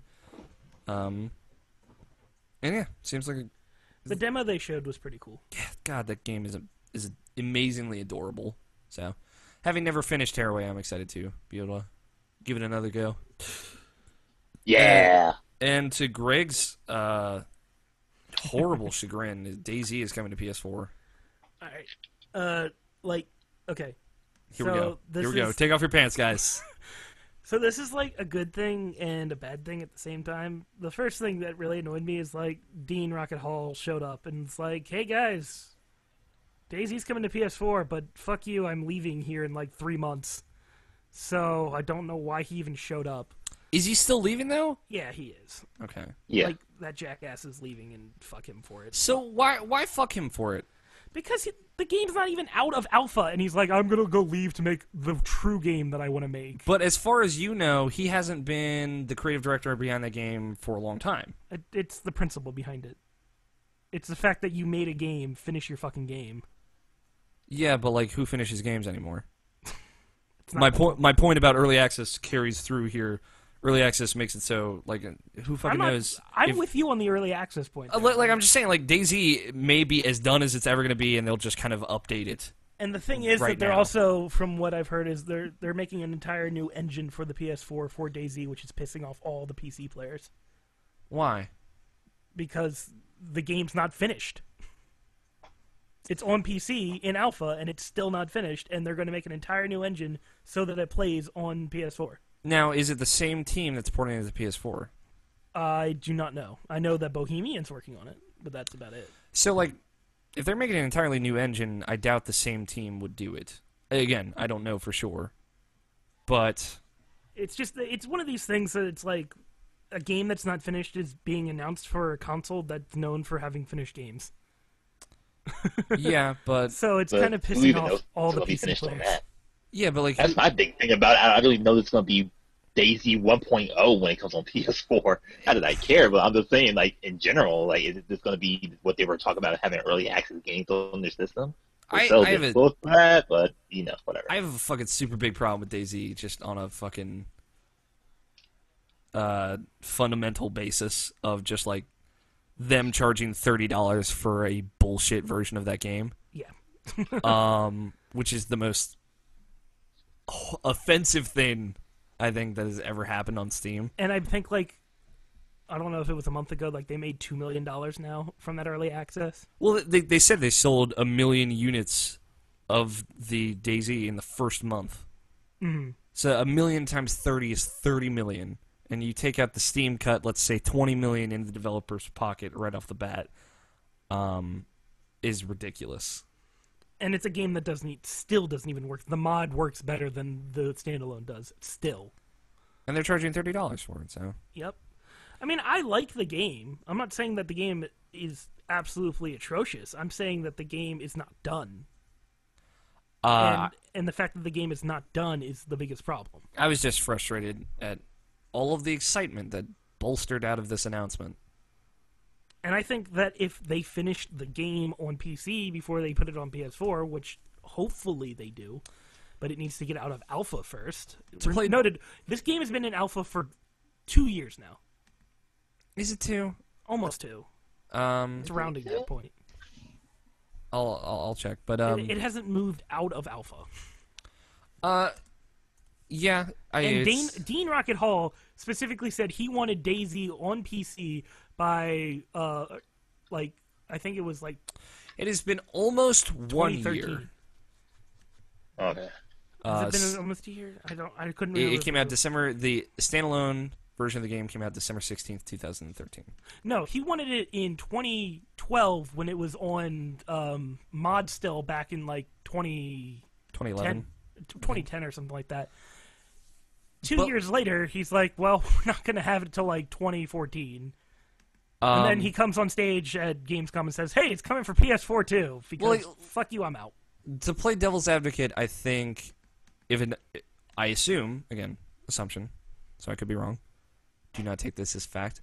If a team is porting it, the Bohemian team will continue to develop for the PC version. Well, they are, and we all know it. It's just the idea behind the guy that made the game is not finishing his own game, which is like a moral thing that annoys the hell out of everybody. That is another conversation. I know, but like, and the other problem is that like a game that's not done.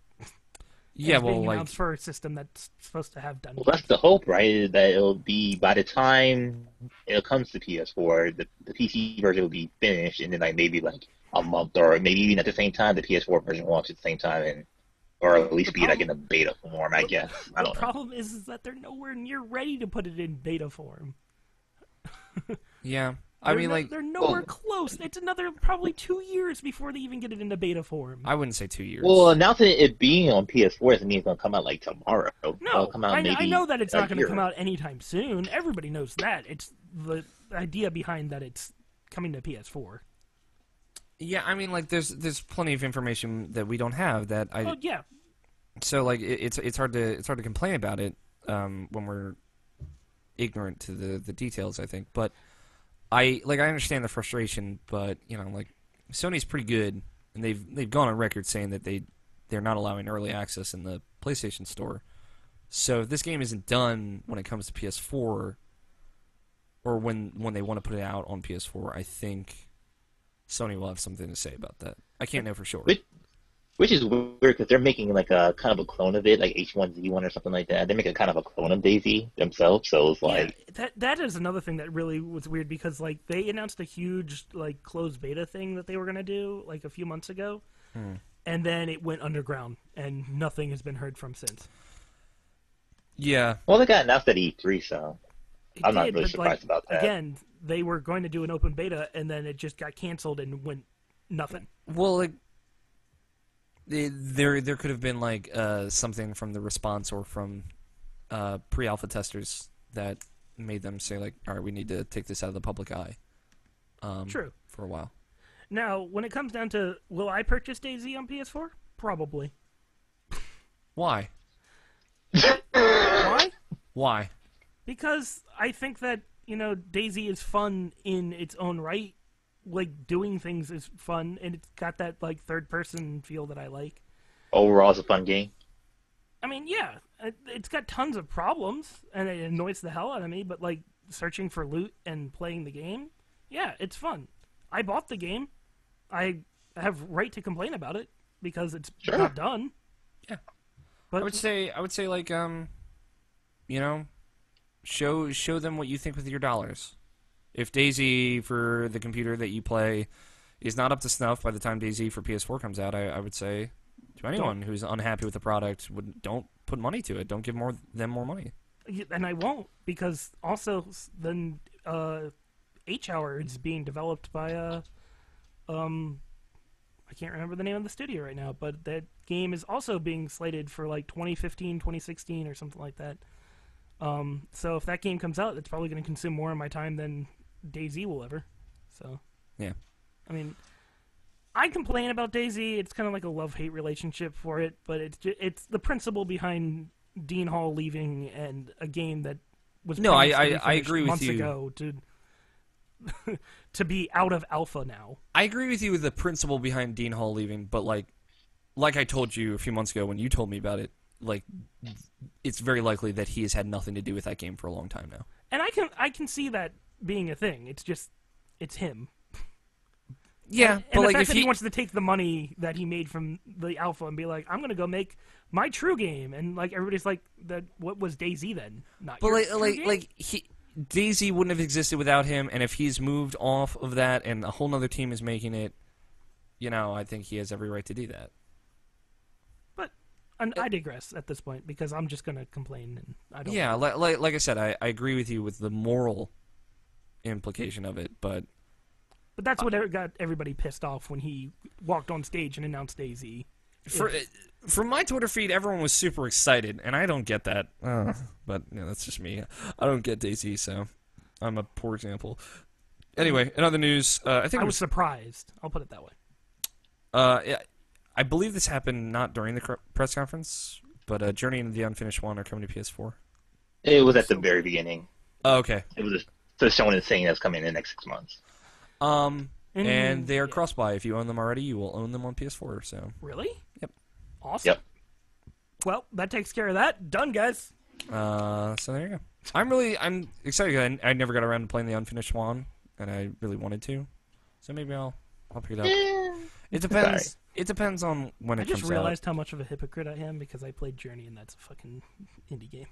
out. Yeah, it's one of your favorite I games thought you- of that year too. Oh, I'm not going to say it. Never mind. Go ahead. I don't care. I am. No, don't worry I am about a contradictory of myself many times. Sierra is being resurrected. What is that? Sierra Weren't you a Sierra kid? I was. No. Fuck, Okay. man. I love Sierra games. What did Sarah make? Sierra made games like Myst. And a bunch of weird... Oh, you mean the garbage games? Got it. Fuck you. I was They gonna made say, what the fuck is Mist? they made a bunch of really weird point-and-click and adventure games. A lot of Adventure Island, a lot of Monkey Island that was really bad. They didn't make a single Monkey Island No, that was No, I'm talking about the style of game. game. You know what? I disagree. I think there are a lot of great Sierra games. Oh, I'm fine, but the Myst series was not one of them. I loved Myst. Fuck you.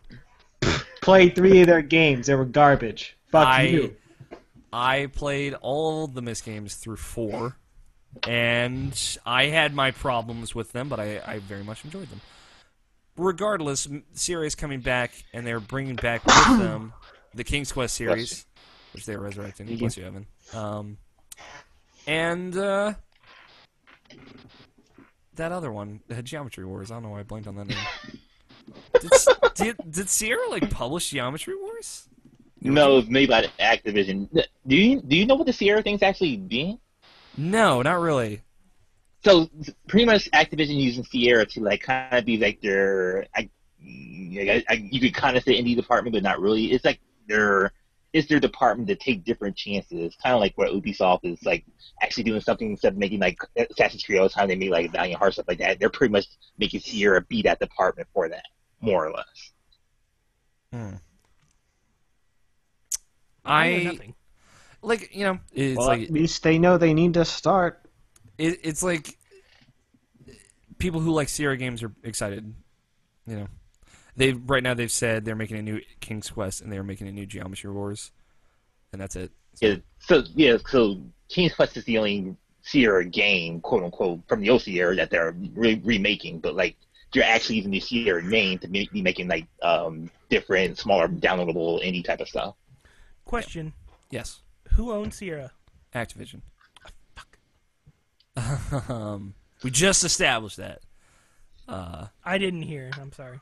That's okay. I missed that point. My ears didn't perk up when I heard Act.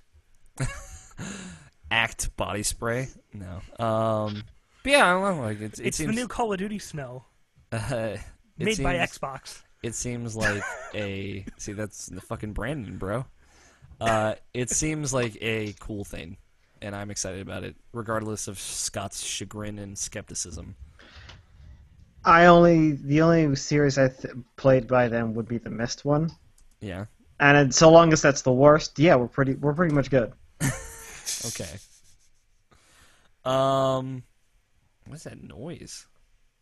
That'd What? be Scott. I don't think so.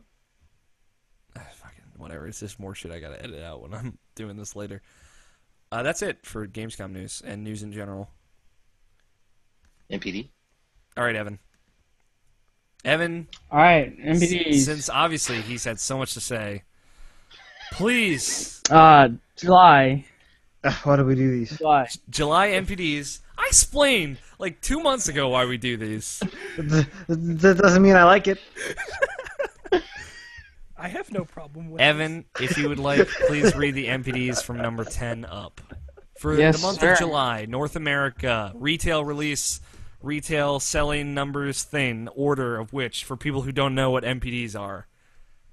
They tell you how many games were sold. Well, they tell you what games were sold. They don't tell you how many there were. On a scale of 1 to 10, Alex is pretty much done with this. I'm done All right, with guys. Scott's shit. All right, guys. Yes. At number 10 for the July MPDs, we have Lego Marvel Superheroes. Okay. You don't have to read the Number 9. platforms. I know, I'm not. For number 9, we have NBA 2K14. I thought that was Mbatuke 14. Yeah, Mbatuke 14. For number 8, we have Sniper Elite 3. Woo woo. On number 7, we have Grand Theft Auto 5. Woo woo. Or as Scott likes to refer It to as should. nothing. Yeah, nothing for number 7. Sorry, guys. On number 6, we have Call of Duty Ghosts. Number 5, we have Mario Kart 8. How is that game still selling? Who is buying that game? Better question is how Watch Dogs is still selling. Watch Dogs, like, whatever, I get it. It's a big AAA game. But, like, Jeez, everyone, it's like everyone with a Wii U has Mario Kart 8 already. Who is buying that? they're There's probably like one guy buying that's Wii just buying Us. shipments of it. And yet the Wii U is still, like, not selling well. I don't understand. No, I have it. Okay. People have put together buy farms for Mario Party 8 like they have click farms. To make bitcoins. Mario Kart 8 is the next Bitcoin, is what I'm saying. Soon, that'll be the only currency we understand. For number 5, we have Watch Dogs. Number 4 is Watch Dogs. Number 4. Number 4. Number 3, we have FIFA 14. Why? 'Cause FIFA's good. At number 2, The fucking We World Cup have- was in July, Greg. Like, what did you think was going to happen? I know. I always give shit about soccer. I don't really care. It's just that Then don't say anything, goddammit. I will. at number 2, My ego matters. this is really sad. At number 2, we have Minecraft. You know what? Minecraft is going to topple the list again because it's coming out on Vita soon. So, And then, NPS. drum roll please, at number 1, The Last of Us. And No all surprise. hope is lost for the human race. oh, fucking whatever. You should try the multiplayer, Gray. A lot of people say it's like SOCOM. I have played the multiplayer, and no, it's not like Oh, you SOCOM, didn't? Oh, a lot of people say that.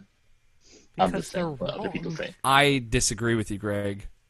Having played SOCOM and having played Last of Us, significantly more Last of Us multiplayer than you. But it's very good, I think, I'll say. All right.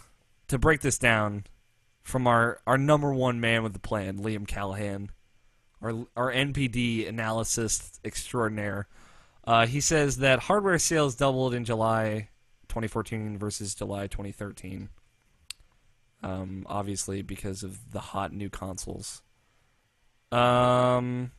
So he didn't get too specific, but now we know that PS4s have sold 10 million units through to consumers worldwide. Again, NPD's only take in United States numbers. Keep that in mind. And he says that apparently Xbox One and PlayStation 4 are significantly more available. That's surprising. Well, no, not really.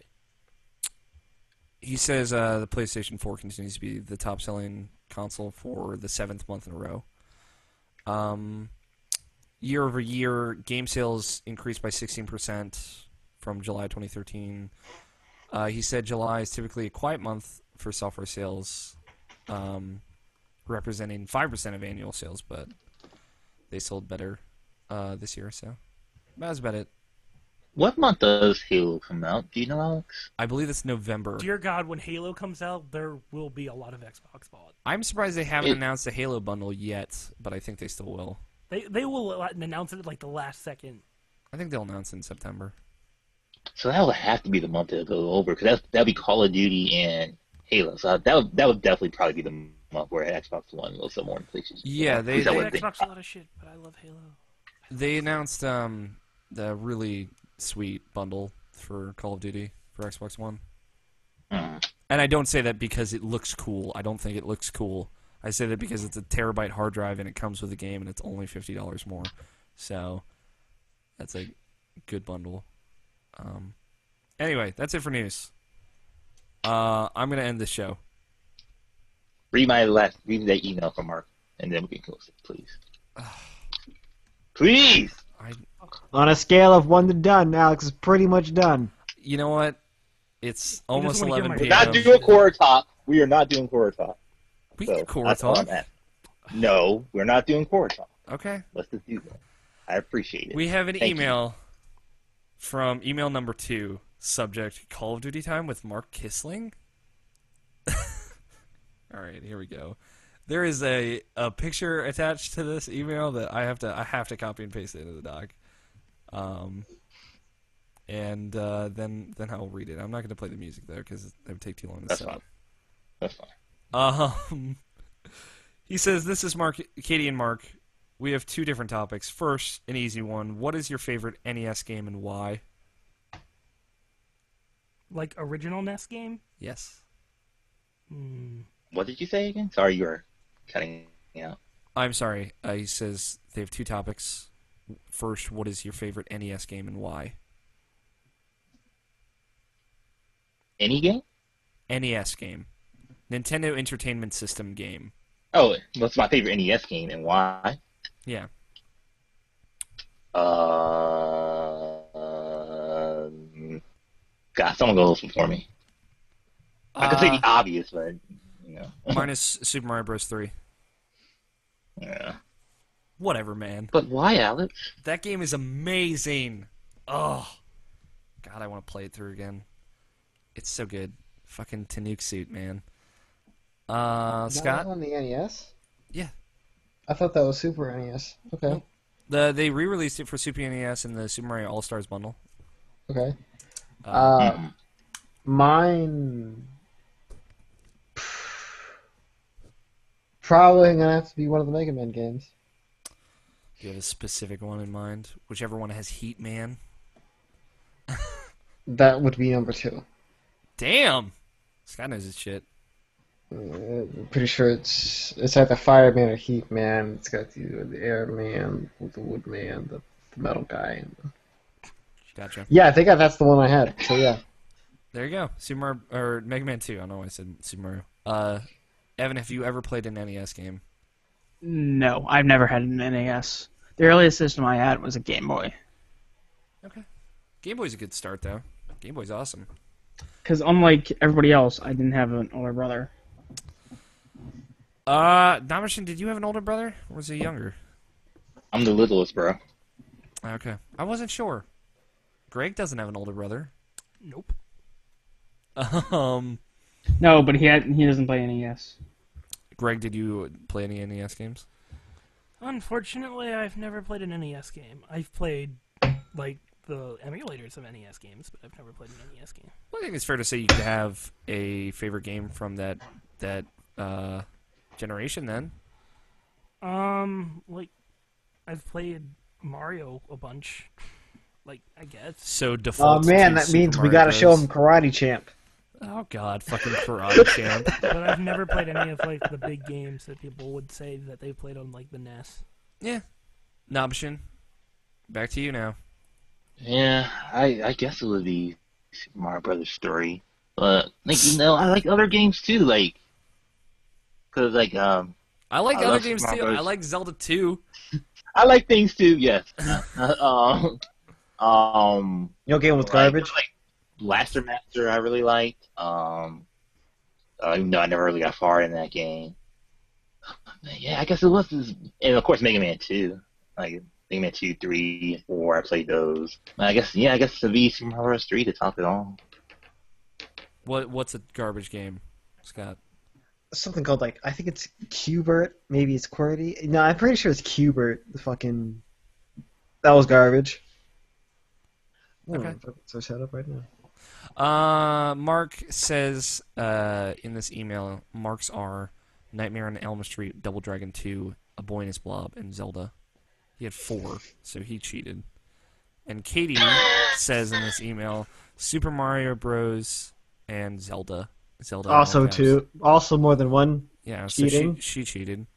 Second question is, in your humble opinions, what is by far the most disappointing game in every single way, like hope-crushingly, depressingly, fuck my life disappointing to each of you individually, and why?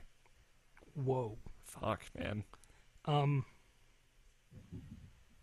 Katie says Lair, and Mark says every Call of Duty multiplayer ever past 4 in quotes. And then I believe Katie adds in the email, yet he plays them relentlessly. Not that I judge. You totally judge. Well, give us that. I'll close up the email and then we'll answer the question. Anywho, hope you guys had an awesome week in gamer world. Lots of touchy-feely love. Katie and Mark, too, in the least homosexual way possible. And then the picture, which is not loading in the Google Tot, was the picture of the cat that says heavy breathing underneath. The fat cat that's like... which makes me laugh intensely every fucking time. Why? Because it's fucking hilarious and adorable. You fucking cat lover. Dude, what's wrong with cats? Cats are awesome. Have you met Gus, the greatest cat ever made? I have. Well, doesn't mean that I don't like Gus. I think the greatest cat ever made, Alex, is Zelda. What? Nah, fuck that. It's Tigger. It's Tigger. Whatever, man. Followed by Kyoko when she's not horny. Every cat lover loves their cat the most. That is the fact of life. I love cat girls. All right. That's enough.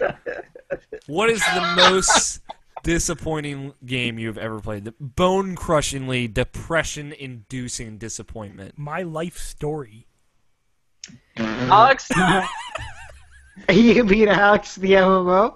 Alex MMORPG, that one. Duh. All right. Okay. Very funny, Chucklefucks. Let's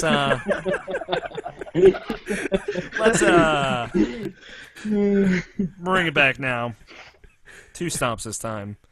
Oh, fuck you. Oh my Two god. stops this time. I can't. Oh, you broke me with that. Yeah. You gotta start. You know you got to. Slide to the left. Slide to the right. Oh, you got to stop. Crisscross. You have to stop. Everybody clap your hands. Oh my god. Childhood. Oh, fucking I have to Cha-Cha do that Slide. every time. The Oh, god. No. unforgettable song that everyone knows how to dance to. Yep. I forgot. Sorry. Dude, you slide to the left and then slide to the right. It's really not that fucking Cruise hard. scroll. What Can we about move on, please? what about Oh this my- working it out? thing We're that they moving make? on. God damn it! What's the disappointing game, Scott? Let's see here. Well, these are games that you have to have expectations for, right? I suppose. Yeah, high expectation. Yeah. Well, I don't have one then. Tales of Grace is F. Really? Yeah. Oh. I like that game a lot, but I was really disappointed with it. I'm sad then. That makes me want to finish I it got even mine. less now.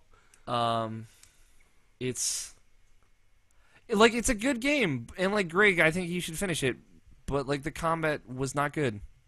Oh, combat-wise. I think it was a really, Okay, well, that's the first Tales game I have, so that's different. yeah, like I said, I think you should finish it, but like I thought the story was okay, but I thought all the characters were like the worst the characters have been in Tales games, and I thought the combat was honestly just bad. Okay. It's my opinion. Oh, that was surprising. Because Yeah, like I said, you I like think Tales games, and I didn't. I think do that, like Tales games, and you hated that one. I don't hate it. I like the game. Don't put words in my mouth, but like But wait, isn't this the? it's the most disappointing It's game. disappointing. Okay. Doesn't mean I didn't like it, but like of all of the games I've played, I walked away from that one the most depressed, I'll say. Yeah.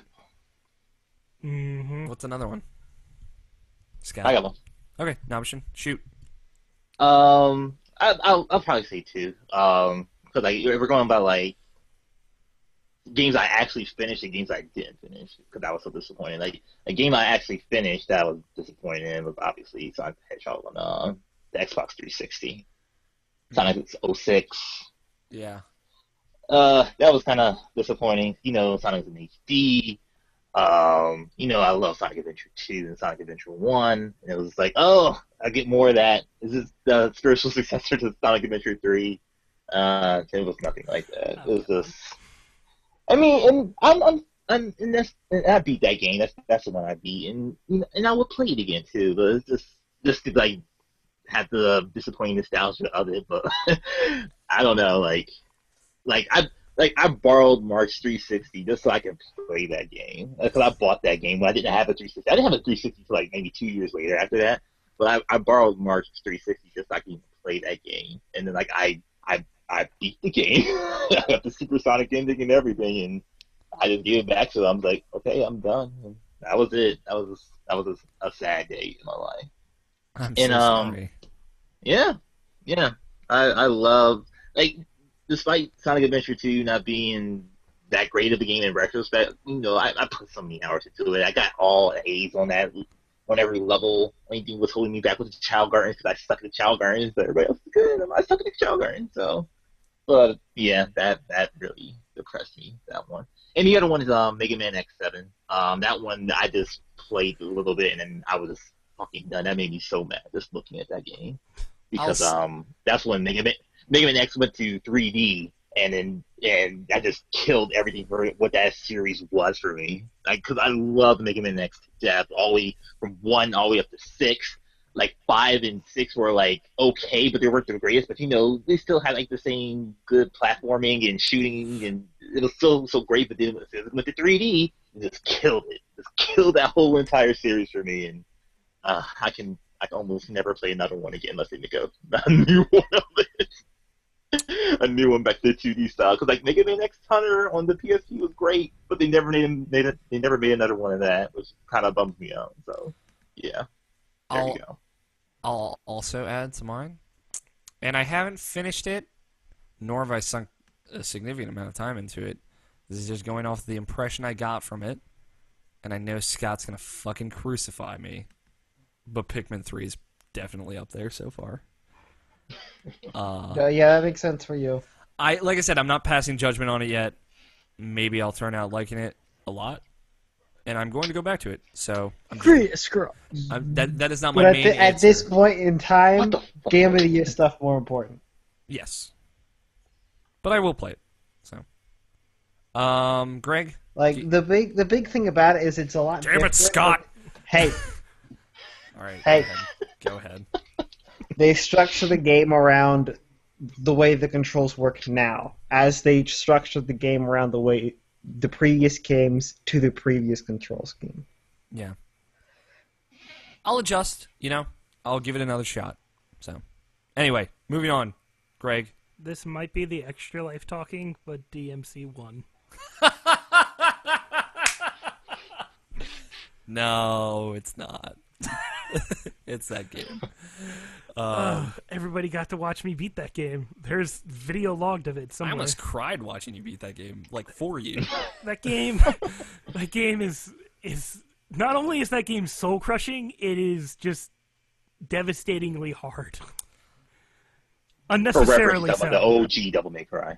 OG, Devil May Yeah. Cry 1, 2001 or whatever. That game is like soul crushingly hard at the end for no good reason whatsoever. And it's like, it's not even like fair hard. No, it's not. It's just like, fuck you, this is the final boss, deal with it. Evan? Any Call of Duty game. Well, that game is Honestly? down. No, just the last one. Not even like Battlefield 4 being broken the day it came out. Just wasn't broken just the for last me. Call of Duty. It wasn't broken for me though. Yeah, it ran like gold, pissing in the wind. Gold pissing in the wind! I can only now imagine a gold bar just urinating more gold. Oh, god damn it. Scott?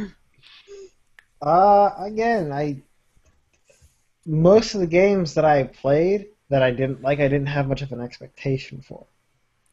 God, just No, say this is DMC, this just is watch me play extremely. that shit too.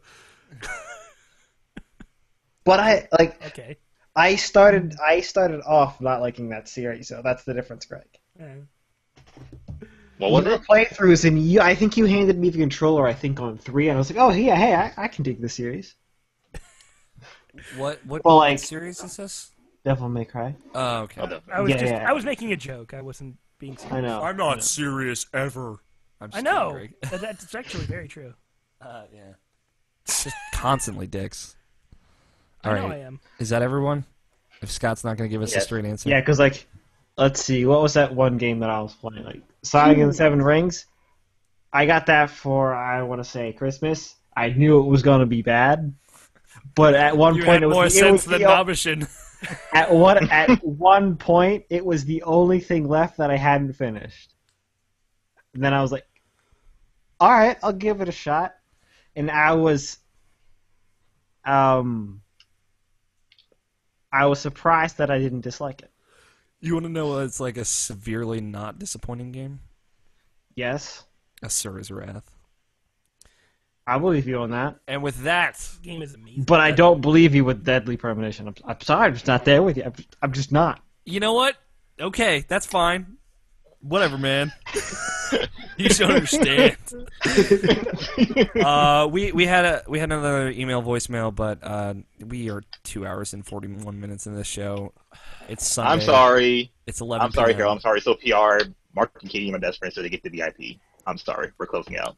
I'm sorry. Blame me. Heaven forbid Harold be our friend.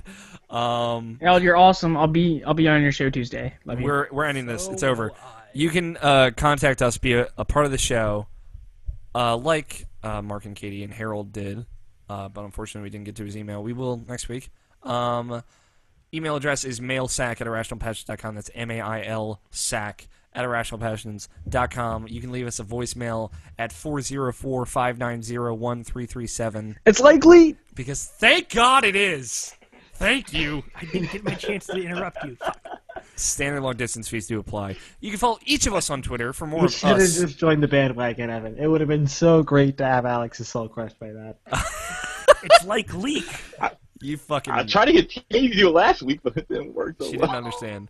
You can follow each of us on Don't Twitter. understand. I am at AlFighter27. Evan is at Sticker Glue. Hey, that's me. Scott is at WhatTechuz. Nobishin is at Nobishin186. That's Nabeshin 186. And Can't you Greg's- go one show without spelling out what somebody's appearing? How the fuck do you... Like, you hear Nobishin and people are like, how the fuck do I spell that? So I tell them how to spell it. And Greg's at Gregory Blaney, all one word. Some other stuff, important stuff here. Please rate and review us on iTunes and Stitcher. It helps us out a great deal. Follow the site/show on Twitter at IrrationalPod. Go to VGEvo.com. We're part of that podcast network. VGEvo is back. It used to be Retroids, but now it is VGEvo like it originally was, like the way that gods intended it. And there's an awesome podcast network that we're a part of, and many, many great podcasts on there. go to our YouTube page, youtube.com/irrationalpassions, and watch me play stupid Zelda games. Extra Life is coming. It's happening. It is October 25th this year. It's that early? Holy It is like 3 months away, and it's like 2 months away. Fuck. Wait, what's 2 months away? I was hoping it was 3 months away. Extra Life. I'm October, so yeah. pumped. October 25th. We are not doing what we did last year this year. I cannot handle the stress. We are doing something smaller. I don't know if we're going to live stream it. I will try my best. All right. I think we should live stream it, but it should be smaller than what we had last year. But Definitely. last year was fun. Not as many people will be here this time. It's going to be fun still, though. Regardless, it's October 25th. I'll be working out details soon. But just keep that in mind. It's coming. 24 hours, not 25. Wait. Us in a room together. It's going to get real sweaty. Scott's going to get real loopy. The juice is loose. I'm going to try not to fall asleep again this year. Besides that, tell your friends about Irrational Passions. Word of mouth is the best way to spread the love on this. And check out our website, irrationalpassions.com. Some awesome stuff is going to be up there by the time you can hear this in audio form. That's it. That's the show. Thank you for listening. I love all of you guys. Thank you, Greg and Evan, for actually showing up this week. We missed You're you. No problem. I am the most irrational. Thank you, Scott Probably. and Nabishin, for always being here, always being reliable, and being the best damn co-hosts. Better than these two chuckle fucks. These other two. Thanks. And thank you to everyone who listens. Thank you to Danny Wiesner, opening and closing music of Two-Player Co-op and The World is Saved, respectively. Go check him out. Buy his music. It's awesome. I've been Alex O'Neill. Thank you for listening. Play your games. Stay rational. We will talk to you next week. I'm so done talking. Peace! Yep. Titles. What do you want from me? Well, I have a six-pack when you can have a cake. Fuck you, Alex. Love, Evan. Losing thoughts in record time. Record time. I'm sorry. In record time. Hashtag humble brag. Hashtag humble brag. Long ass video game talk. Scott's birthday suit. Hey, I'm in it now. Damn!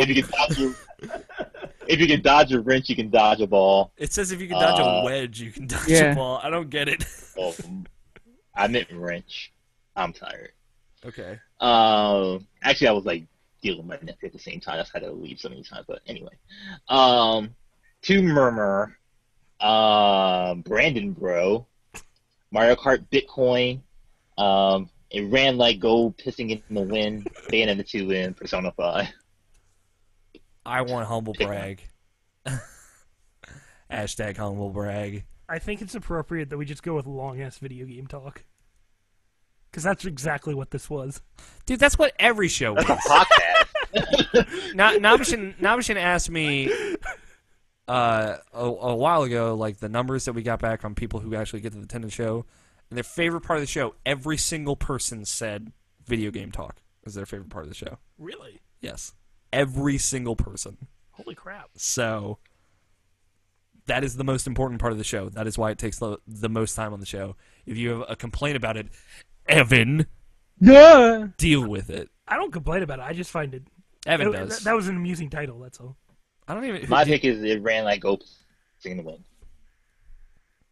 I only complain when it goes too long. It's never too long. It's never long enough. No, that's my PAX. Oh, God. Also so heavy bad. breathing. I forgot to write that down. Sorry. Oh, heavy breathing's good. Heavy breathing! Scott, what do you like? It rained.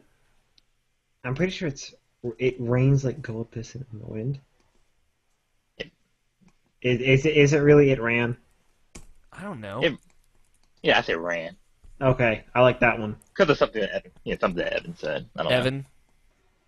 Mario Kart Bitcoin. All right, well, apparently it ran like gold piss in the wind. Who wants to say it? Scott and... Not Scott, sorry. Evan and and Greg. Yeah. Who wants to say the title? Who wants to say the number? I'll say the number. Okay. You know what to do, Greg. It is 191. This is Irrational Passions, episode 191. It ran like gold pissing in the wind. Still ain't picking it up. All right, that's it. That's the show. Stop recording. No core talk for people like sitting there like, what? No, I should mention it earlier. What? Episode 11 was pretty You good. seemed like you wanted to go, so I was trying to cut it out. And that's It's why I'm fine. like, No, I it's got fine. it. It's fine. Jesus, Alex, you're We'll in just such a have to hurry. double up next week, you know? You know what? That's fine. It's Sunday, guys. I love you, Alright. Alex. I love you too, Greg. You piece of fuck. Thank you Thanks for for watching, watching. Mark and Katie. Thank you for watching. Yeah, everyone who's watching. Bye bye.